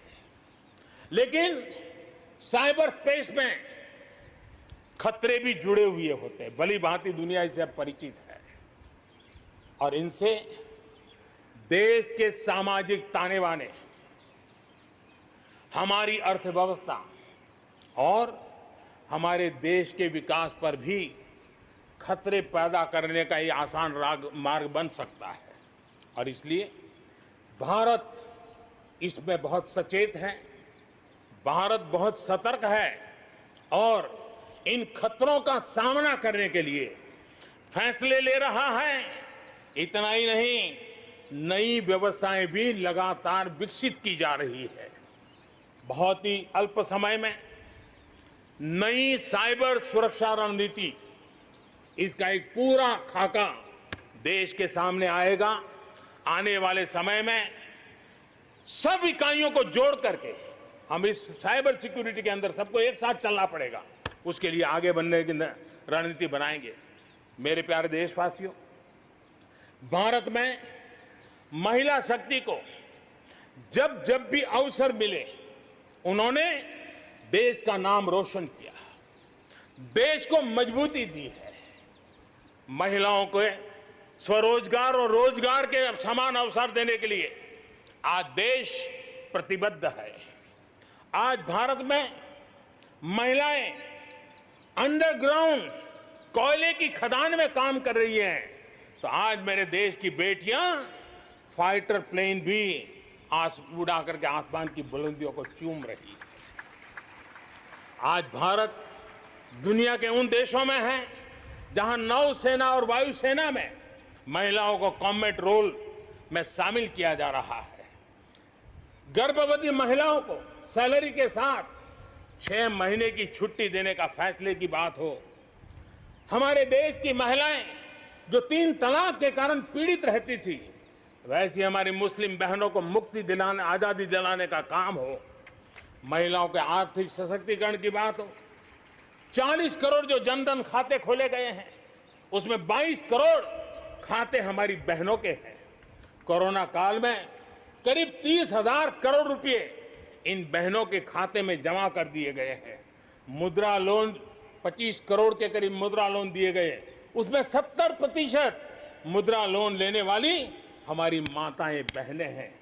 प्रधानमंत्री आवास योजना के तहत जो खुद का घर मिल रहा है, उसमें अधिकतम रजिस्ट्री भी महिलाओं के नाम हो रही है। मेरे प्यारे देशवासियों, गरीब बहन बेटियों की बेहतर स्वास्थ्य की भी चिंता यह सरकार लगातार कर रही है। हमने जन औषधि केंद्र के अंदर 1 रुपये में सैनिटरी पैड पहुंचाने के लिए एक बहुत बड़ा काम किया। 6000 जन औषधि केंद्रों में पिछले कुछ थोड़े से समय में ही करीब 5 करोड़ से ज्यादा सैनिटरी पैड हमारी इन गरीब महिलाओं तक पहुंच चुके हैं। बेटियों में कुपोषण खत्म हो, उनकी शादी की सही आयु क्या हो, इसके लिए हमने कमेटियां बना की रचना की है। उसका रिपोर्ट आते ही बेटियों की शादी की उम्र के बारे में भी उचित फैसले लिए जाएंगे। मेरे प्यारे देशवासियों, इस कोरोना के सेक्टर में कालखंड में हेल्थ सेक्टर की तरफ ध्यान जाना बहुत स्वाभाविक है और इसलिए आत्मनिर्भर की सबसे बड़ी सीख हमें हेल्थ सेक्टर ने इस संकट के काल में सिखा दी है और उस लक्ष्य में प्राप्त करने के लिए हमें आगे भी बढ़ना है। अब देखिए, कोरोना के समय, उसके पूर्व हमारे देश में सिर्फ एक लैब थी टेस्टिंग के लिए। आज 1400 लैब्स का नेटवर्क है, हिंदुस्तान के हर कोने में फैला हुआ है। जब कोरोना का संकट आया तो एक दिन में सिर्फ 300 टेस्ट हो पाते थे। इतने कम समय में हमारे लोगों ने वो शक्ति दिखा दी है कि आज हर दिन 7 लाख से ज्यादा टेस्ट हम कर पाए। कहां 300 से शुरू किया था और कहां हम 7 लाख तक पहुंच गए। देश में नए एम्स, नए मेडिकल कॉलेज का निर्माण, आधुनिकीकरण की दिशा में निरंतर प्रयास ये हम कर रहे हैं। 5 साल में एमबीबीएस, एमडी में 45,000 से ज्यादा स्टूडेंट्स के लिए सीटों की बढ़ोतरी की गई है। गांव में 1.5 लाख से ज्यादा वेलनेस सेंटर, और उसमें से करीब 1/3 तो ऑलरेडी कार्यरत हो गए हैं, जिन्होंने इस कोरोना में बहुत बड़ी मदद की है। कोरोना के काल में वेलनेस सेंटर्स की भूमिका ने गांव की बहुत बड़ी मदद की है। हेल्थ सेक्टर में आज से एक बहुत बड़ा अभियान शुरू होने जा रहा है और उसमें टेक्नोलॉजी का भी बहुत बड़ा रोल रहेगा। आज से नेशनल डिजिटल हेल्थ मिशन उसका भी आरंभ किया जा रहा है। भारत के हेल्थ सेक्टर में ये एक नई क्रांति ले आएगा। इलाज में आने वाली परेशानियां कम करने के लिए टेक्नोलॉजी का बहुत सुविचारित रूप से उपयोग होगा। प्रत्येक भारतीय को हेल्थ आईडी दी जाएगी। ये हेल्थ आईडी प्रत्येक भारतीय के स्वास्थ्य खाते की तरह काम करेगी। आपके हर टेस्ट, हर बीमारी, आपको किस डॉक्टर के पास कौन सी दवा ली थी, उनका क्या डायग्नोसिस था, कब दी थी, आपकी रिपोर्ट क्या थी, ये सारी जानकारी इस एक हेल्थ आईडी में आपको समाहित की जाएगी। डॉक्टर से अपॉइंटमेंट हो, पैसा जमा करना हो, अस्पताल में पर्ची बनवाने की भागदौड़ हो, तमाम दिक्कतें नेशनल डिजिटल हेल्थ मिशन के माध्यम से अनेक मुसीबतों से मुक्ति मिलेगी और उत्तम स्वास्थ्य के लिए हमारा कोई भी नागरिक सही फैसले कर पाएगा। ये व्यवस्था उससे होने वाली है। मेरे प्यारे देशवासियों, जब भी अब कोरोना की बात आती है तो एक बात स्वाभाविक है, हर किसी के मन में सवाल है, कोरोना की वैक्सीन कब तैयार होगी? ये सवाल हर एक के मन में है, पूरी दुनिया में है। मैं आज देशवासियों को कहना चाहूंगा, देश के हमारे वैज्ञानिकों की प्रतिभा एक ऋषि मुनि की तरह लेबोरेटरी में जी जान से जुटे हुए अखंड एक निष्ठ तपस्या कर रहे हैं, बड़ी कड़ी मेहनत कर रहे हैं। और भारत में एक नहीं, दो नहीं, तीन वैक्सीन उसके टेस्टिंग के अलग अलग चरण में है। वैज्ञानिकों से जब हरी झंडी मिल जाएगी, बड़े पैमाने पर प्रोडक्शन होगा और उसकी तैयारियां भी पूरी तरह रेडी हैं और तेजी से प्रोडक्शन के साथ वैक्सीन हर भारतीय तक कम से कम समय में कैसे पहुंचे, उसका खाका भी तैयार है, उसका रूपरेखा भी तैयार है। मेरे प्यारे देशवासियों, हमारे देश में अलग अलग जगहों पर विकास की तस्वीर अलग अलग है। कुछ क्षेत्र बहुत आगे हैं, कुछ क्षेत्र बहुत पीछे हैं। ये असंतुलन आत्मनिर्भर भारत के सामने एक महत्वपूर्ण चुनौती मैं मान सकता हूं। और इसलिए जैसा मैंने प्रारंभ में कहा, 110 आकांक्षी जिलों पर हम बल दे रहे हैं, उसको विकास की बराबरी लाना चाहते हैं। हम विकास के इकोसिस्टम बनाना, कनेक्टिविटी को सुधारना, ये हमारी प्राथमिकता है। अब आप देखें, हिंदुस्तान का पश्चिमी भाग और हिंदुस्तान को मध्य से देखिए, हिंदुस्तान का पूर्वी भाग, पूर्वी उत्तर प्रदेश हो, बिहार हो, बंगाल हो, नॉर्थ ही हो, उड़ीसा हो, ये सारे हमारे क्षेत्र हैं। अपार संपदा है, प्राकृतिक संपदा के भंडार है। यहाँ के लोग सामर्थ्यवान है, शक्तिवान है, प्रतिभावान है, लेकिन अवसरों के अभाव में ये क्षेत्र हमारे असंतुलन रहा है और इसलिए हमने अनेक नए कदम उठाए। ईस्टर्न डेडिकेटेड फ्रेट कॉरिडोर हो, पूर्व में गैस पाइपलाइन से जोड़ने की बात हो, नए रोड रेल का इंफ्रास्ट्रक्चर खड़ा करना हो, वहां नए पोर्ट बनाने हो, यानी एक प्रकार से पूरा डेवलपमेंट के लिए जो इंफ्रास्ट्रक्चर का खाका होना चाहिए, बड़ा होलिस्टिक तरीके से विकसित हम कर रहे हैं ताकि हमारे क्षेत्र भी विकास की दिशा में। उसी प्रकार से लेह लद्दाख, करगिल, जम्मू कश्मीर एक क्षेत्र, एक प्रकार से इस क्षेत्र को 1 वर्ष पूर्व 370 से आजादी मिल चुकी है। 1 साल पूरा हो चुका है। ये 1 साल जम्मू कश्मीर के एक नई विकास यात्रा का बड़ा महत्वपूर्ण पड़ाव है। ये 1 साल वहां महिलाओं को, दलितों को मूलभूत अधिकारों को देने वाला कालखंड रहा है।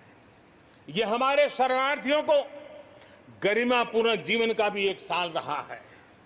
विकास का लाभ गांव और गरीब तक पहुंचाने के लिए बैक टू विलेजेस जैसे विशेष अभियान चलाए जा रहे हैं।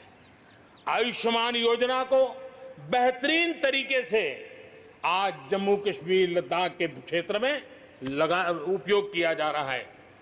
मेरे प्यारे देशवासियों, लोकतंत्र की मजबूती, लोकतंत्र की सच्ची ताकत हमारी चुनी हुई स्थानीय इकाइयों में है। हम सभी के लिए गर्व की बात है कि जम्मू कश्मीर में स्थानीय इकाइयों के जनप्रतिनिधि सक्रियता और संवेदनशीलता के साथ विकास के नए युग को आगे बढ़ा रहे हैं।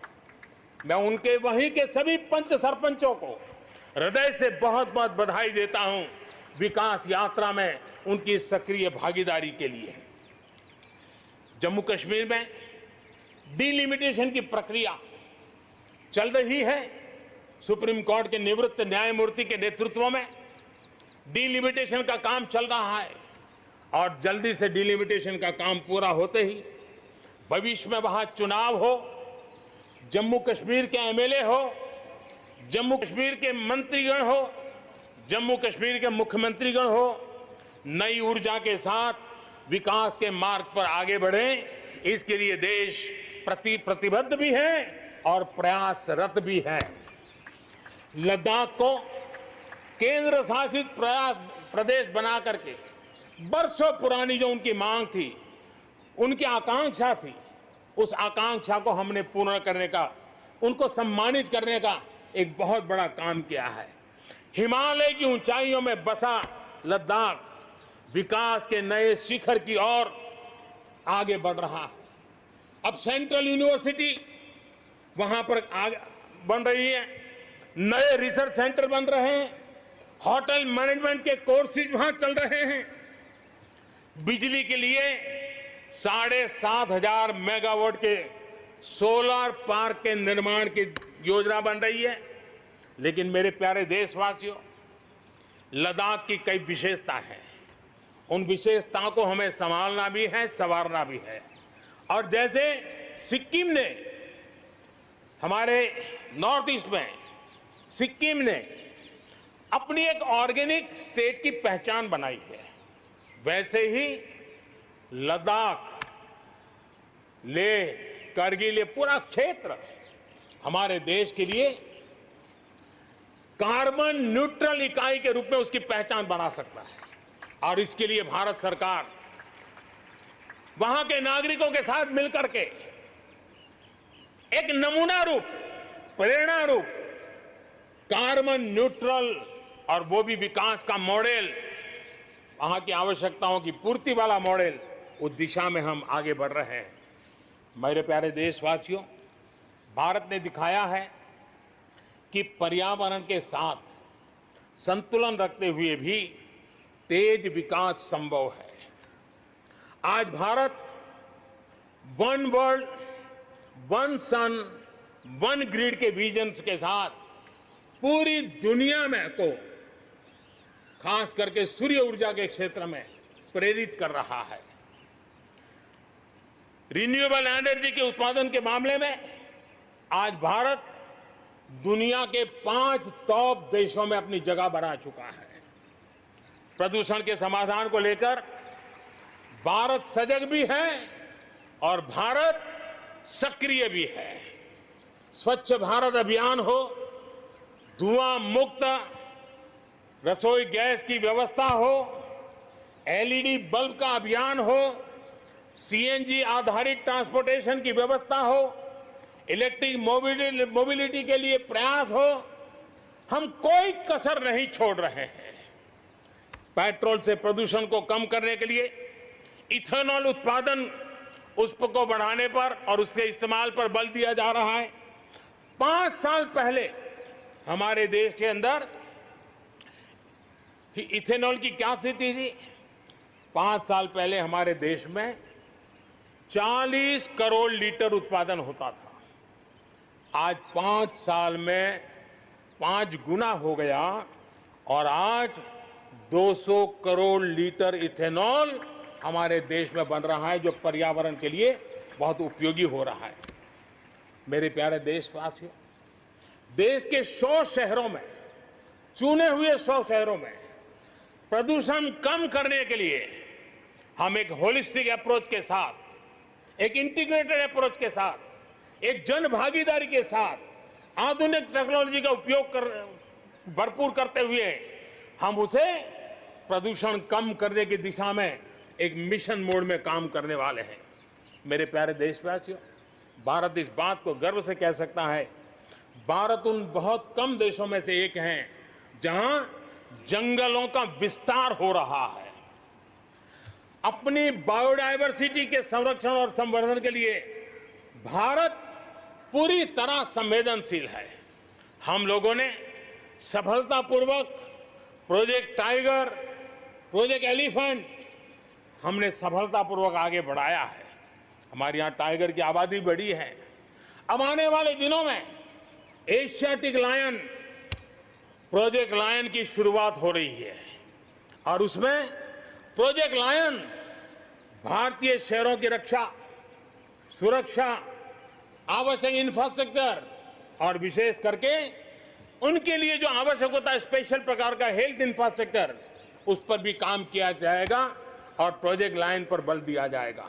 साथ ही एक और काम को भी हम बढ़ावा देना चाहते हैं और वो है प्रोजेक्ट डॉल्फिन चलाया जाएगा। नदियों में, समंदर में रहने वाली दोनों तरह की डॉल्फिन्स पर हम फोकस करेंगे। इससे बायोडायवर्सिटी को भी बल मिलेगा और रोजगार के अवसर भी मिलेंगे। ये टूरिज्म के आकर्षण का भी केंद्र होता है, तो इस दिशा में भी हम आगे बढ़ने वाले हैं। मेरे प्यारे देशवासियों, जब हम एक असाधारण लक्ष्य को लेकर के असाधारण यात्रा पर निकलते हैं तो रास्ते में चुनौतियों की भरमार होती है और चुनौतियां भी असामान्य होती है। इतनी आपदाओं के बीच ही सीमा पर भी देश के सामर्थ्य को चुनौती देने के दुष्प्रयास हुए हैं, लेकिन एलओसी से लेकर एलएसी तक देश की संप्रभुता पर जिस किसी ने आंख उठाई, देश की सेना ने, हमारे वीर जवानों ने उसका उसी की भाषा में जवाब दिया है।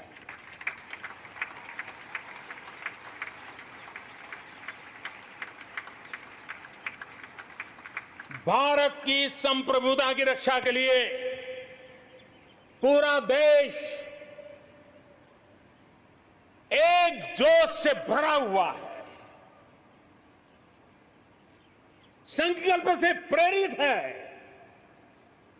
और सामर्थ्य पर अटूट श्रद्धा के साथ आगे बढ़ रहा है। इस संकल्प के लिए हमारे वीर जवान क्या कर सकते हैं, देश क्या कर सकता है, ये लद्दाख में दुनिया ने देख लिया है।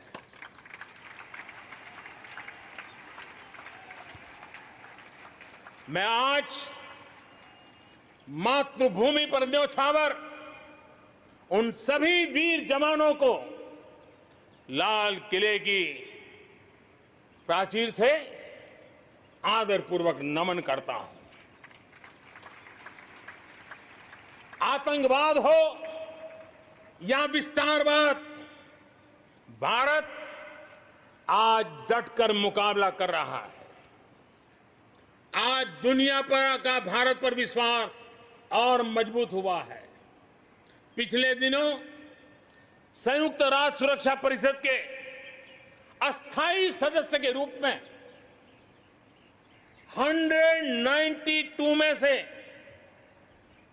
192 में से 184 देखो सो कहोगा भारत को समर्थन मिलना, ये हमारे हर हिंदुस्तानी के लिए गर्व दिलाता है।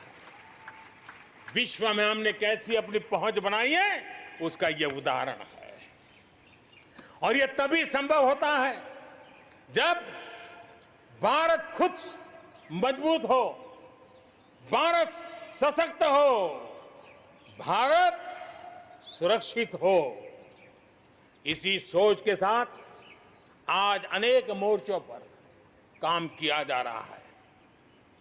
मेरे प्यारे देशवासियों, हमारे पड़ोसी देशों के साथ, चाहे वो हमसे जमीन से जुड़े हो या समंदर से, अपने संबंधों का हम सुरक्षा, विकास और विश्वास की साझेदारी के साथ जोड़ रहे हैं।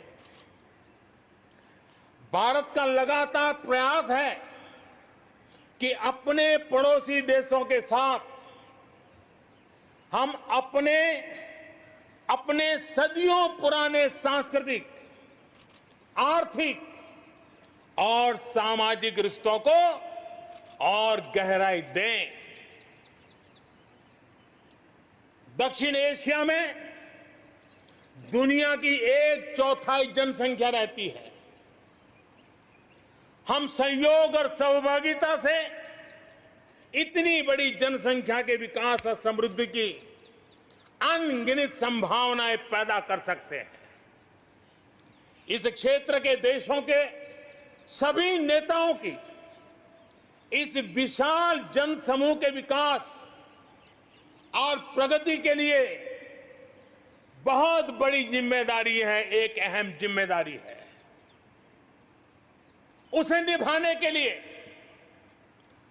दक्षिण एशिया के इन सभी क्षेत्र के सभी लोगों को, राजनेताओं को, शासकों को, बुद्धिजीवियों को भी मैं आह्वान करता हूं, इस पूरे क्षेत्र में जितनी शांति होगी, जितना सौहार्द होगा, उतनी ही ये मानवता के काम आएगी, मानवता के हित में होगा। पूरी दुनिया का हित इसमें समाहित है। आज पड़ोसी सिर्फ वो ही नहीं है जिनसे हमारी भौगोलिक सीमाएं मिलती है, बल्कि वे भी हैं जिनसे हमारे दिल मिलते हैं। जहां रिश्तों में समरसता होती है, मेलजोल रहता है। मुझे खुशी है कि बीते कुछ समय में भारत ने एक्सटेंडेड नेबरहुड के सभी देशों के साथ अपने संबंधों को और मजबूत किया है। पश्चिम एशिया के देशों से हमारे राजनीतिक, आर्थिक और मानवीय संबंधों की प्रगति में कई गुना तेजी आई है। विश्वास अनेक गुना बढ़ गया है। इन देशों के साथ हमारे आर्थिक संबंध, खासकर ऊर्जा क्षेत्र में भागीदारी बहुत महत्वपूर्ण है। इनसे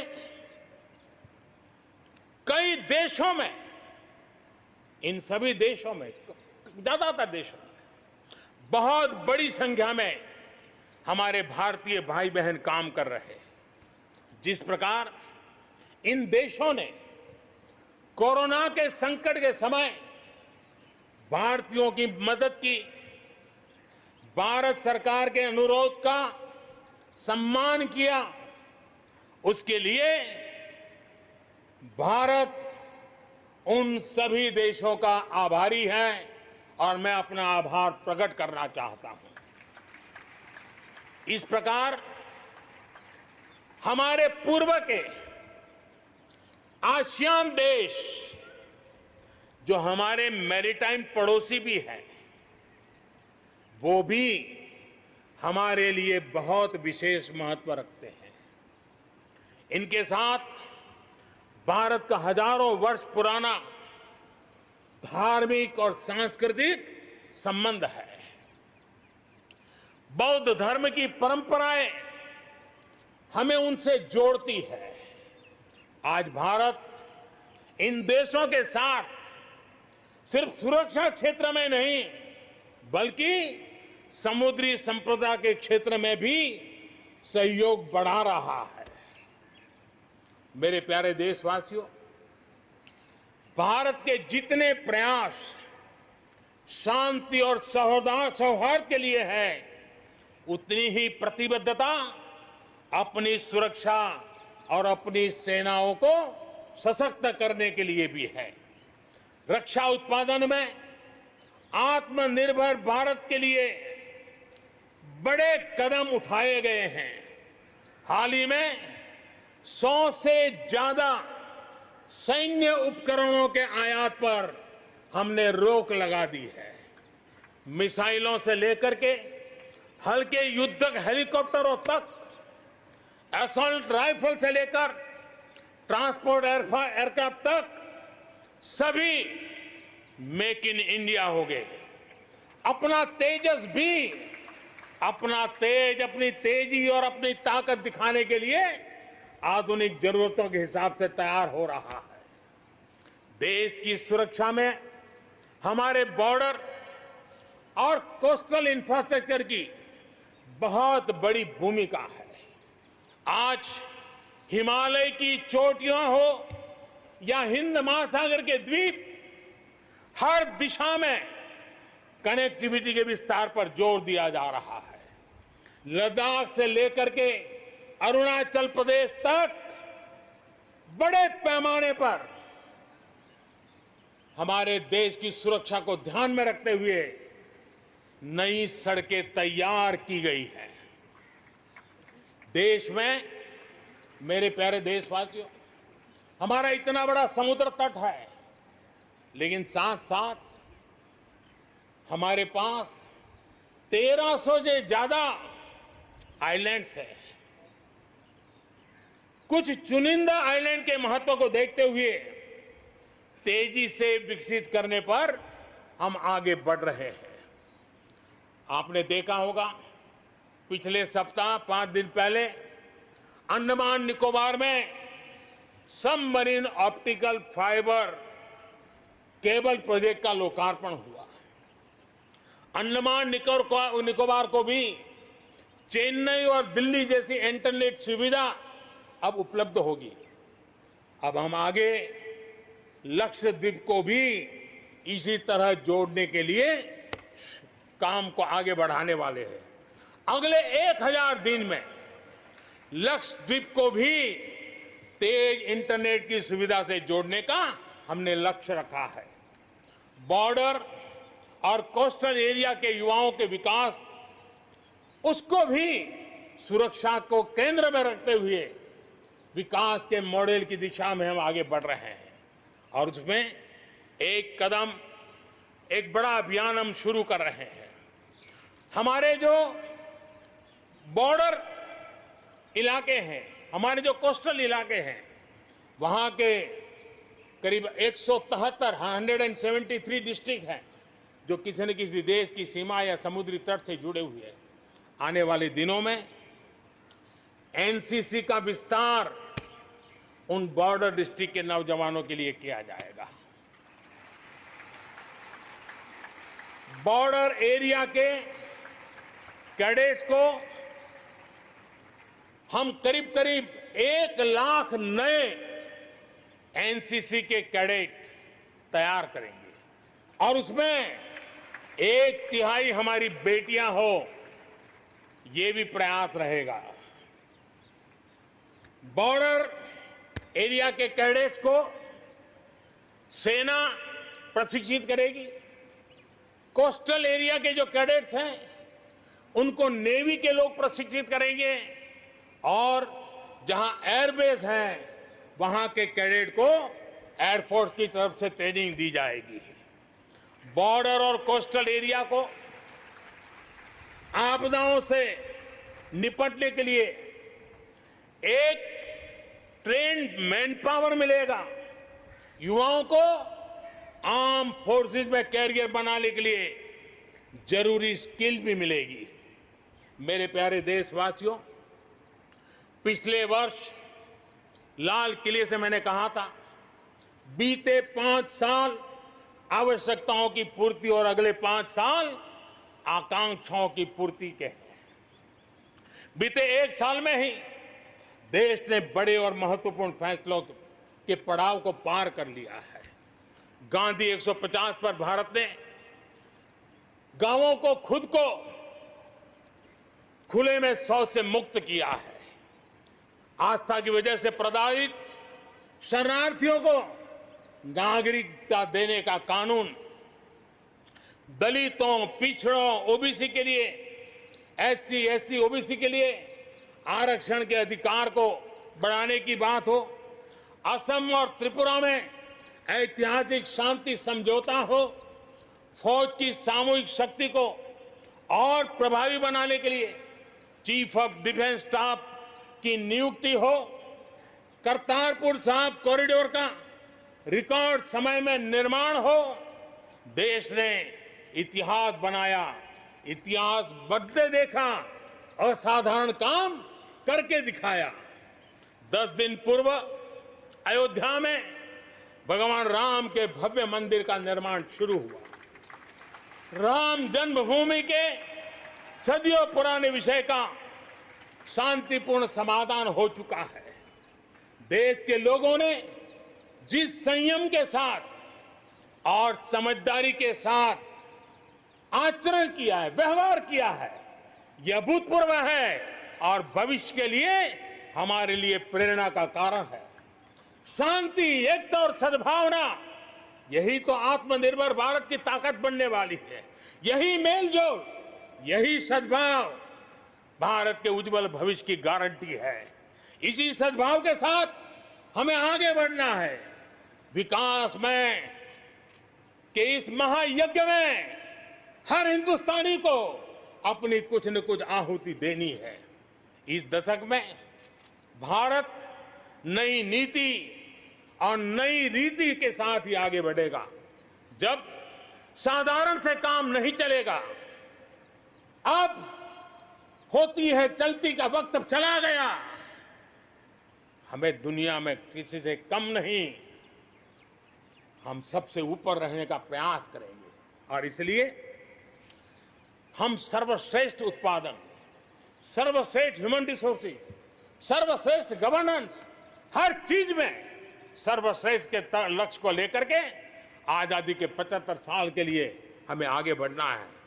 हमारी पॉलिसीज, हमारे प्रोसेस, हमारे प्रोडक्ट्स, सब कुछ उत्तम से उत्तम हो, बेस्ट हो, तभी एक भारत श्रेष्ठ भारत की परिकल्पना साकार होगी। आज हमें फिर से संकल्प लेने की जरूरत है। ये संकल्प आजादी के लिए बलिदान देने वालों के सपनों को पूरा करने का हो। ये संकल्प 130 करोड़ देशवासियों के लिए हो। ये संकल्प हमारी आने वाली पीढ़ियों के लिए हो, उनके उज्जवल भविष्य के लिए हो। ये संकल्प आत्मनिर्भर भारत के लिए हो। हमें शपथ लेनी होगी, हमें प्रतिज्ञा करनी होगी। हम आयात को कम से कम करने की दिशा में योगदान करेंगे। हम अपने लघु उद्योगों को सशक्त करेंगे।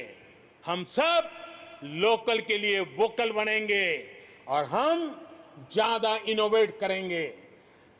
हम एम्पावर करेंगे अपने युवाओं को, महिलाओं को, आदिवासियों को, दिव्यांगों को, दलितों को, गरीबों को, गांव को, पिछड़ों को, हर किसी को।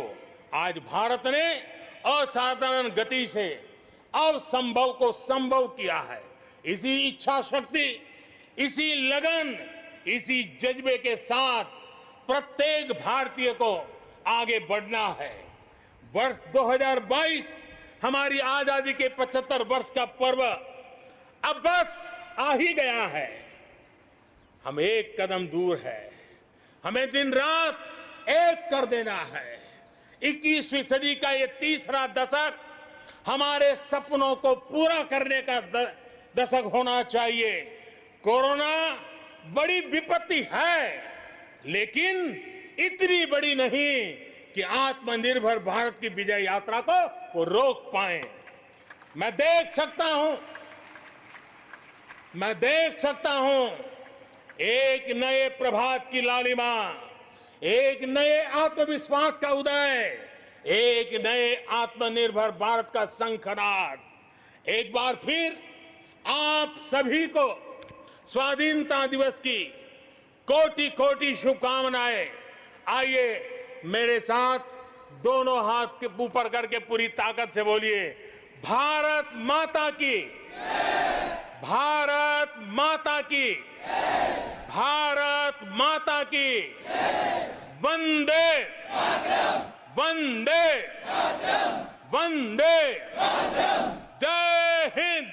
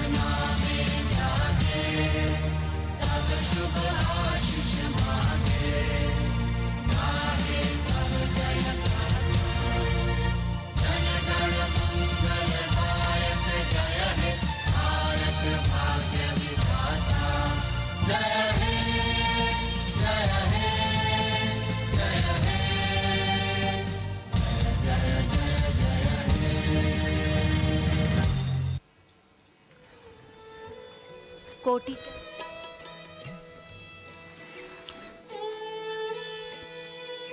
माननीय प्रधानमंत्री महोदय ने 74वें स्वाधीनता दिवस के अवसर पर अपने उद्बोधन में देश के सामने जो प्राथमिकताएं हैं उनका उल्लेख किया और भविष्य का एक रोड मैप देश के सामने रखा है। And there we see in the distance the pale blue sky welcoming hundreds of balloons in the colors of the national flag, rising as if towards a higher calling.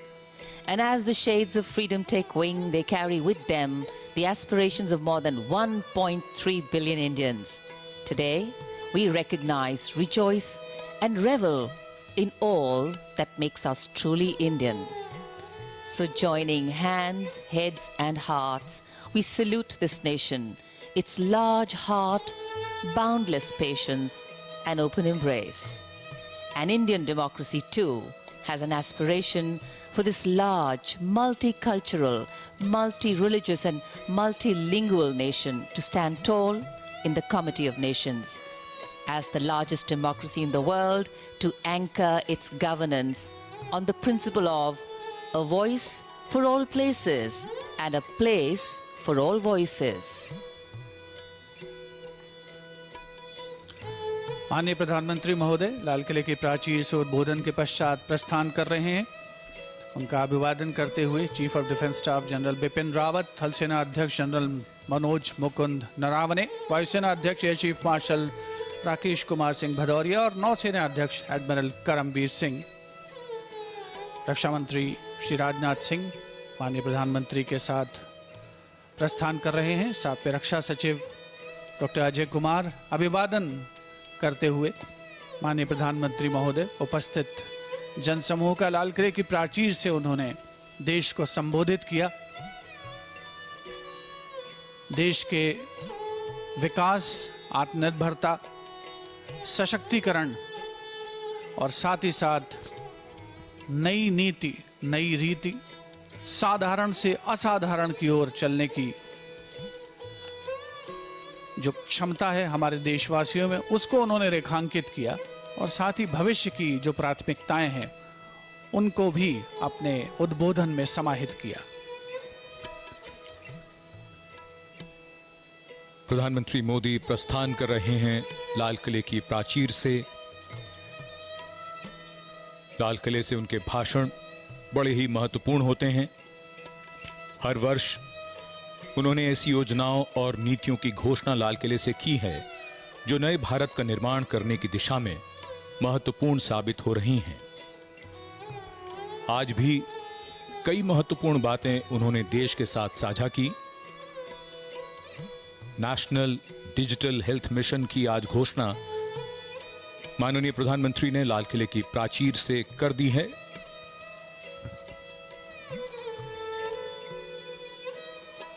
Lahori दरवाजे की ओर बढ़ता हुआ उनकी कारों का काफिला,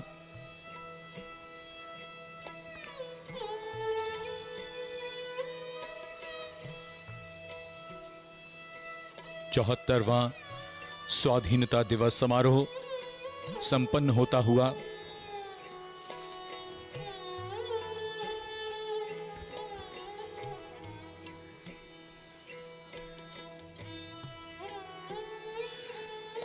The Prime Minister's carcade exiting the Lahori Gate and will now slowly circle towards the front of Red Fort.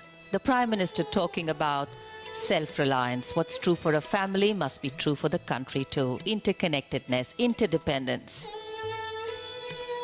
We need to work together, not in silos. All emphasized and stressed upon here today. समय बदल रहा है, हम बदल रहे हैं, भारत बदल रहा है। नए भारत की कल्पना को साकार करने के नए नए प्रयास किए जा रहे हैं।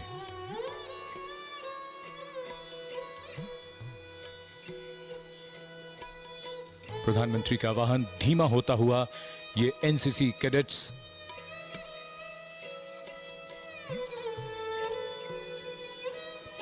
विश्व के सबसे बड़े युवा संगठनों में से एक एनसीसी, जिसमें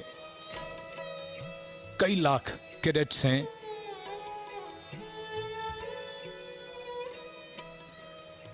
The Prime Minister waving to the NCC cadets here. The NCC, with its motto of unity and discipline, strives to be one of the greatest cohesive forces of the nation, bringing together youth hailing from different parts of the country and instill in them the values of discipline, unity, secularism and camaraderie. माननीय प्रधानमंत्री महोदय ने अपने उद्बोधन में NCC के सशक्तिकरण और विस्तार का भी जिक्र किया था और उन्हें अपने बीच पाकर उनका अभिवादन करके ये सभी कैडेट्स अपने आप को गौरवान्वित महसूस कर रहे हैं और स्वाधीनता दिवस की पूर्णता का निश्चित तौर पर ये एक स्पष्ट संकेत है। It is indeed a proud moment for each and every cadet here. जन जन का विश्वास मिलकर देश का गौरव बढ़ाने वाला आत्मविश्वास बन जाता है। आज हम खुद पर ज्यादा भरोसा करने की हिम्मत रखते हैं। इतिहास की नींव पर वर्तमान प्रयासरत है सुनहरे भविष्य के लिए। ऐसा भविष्य और ऐसा कल जिसकी मिसाल दुनिया में दी जाए।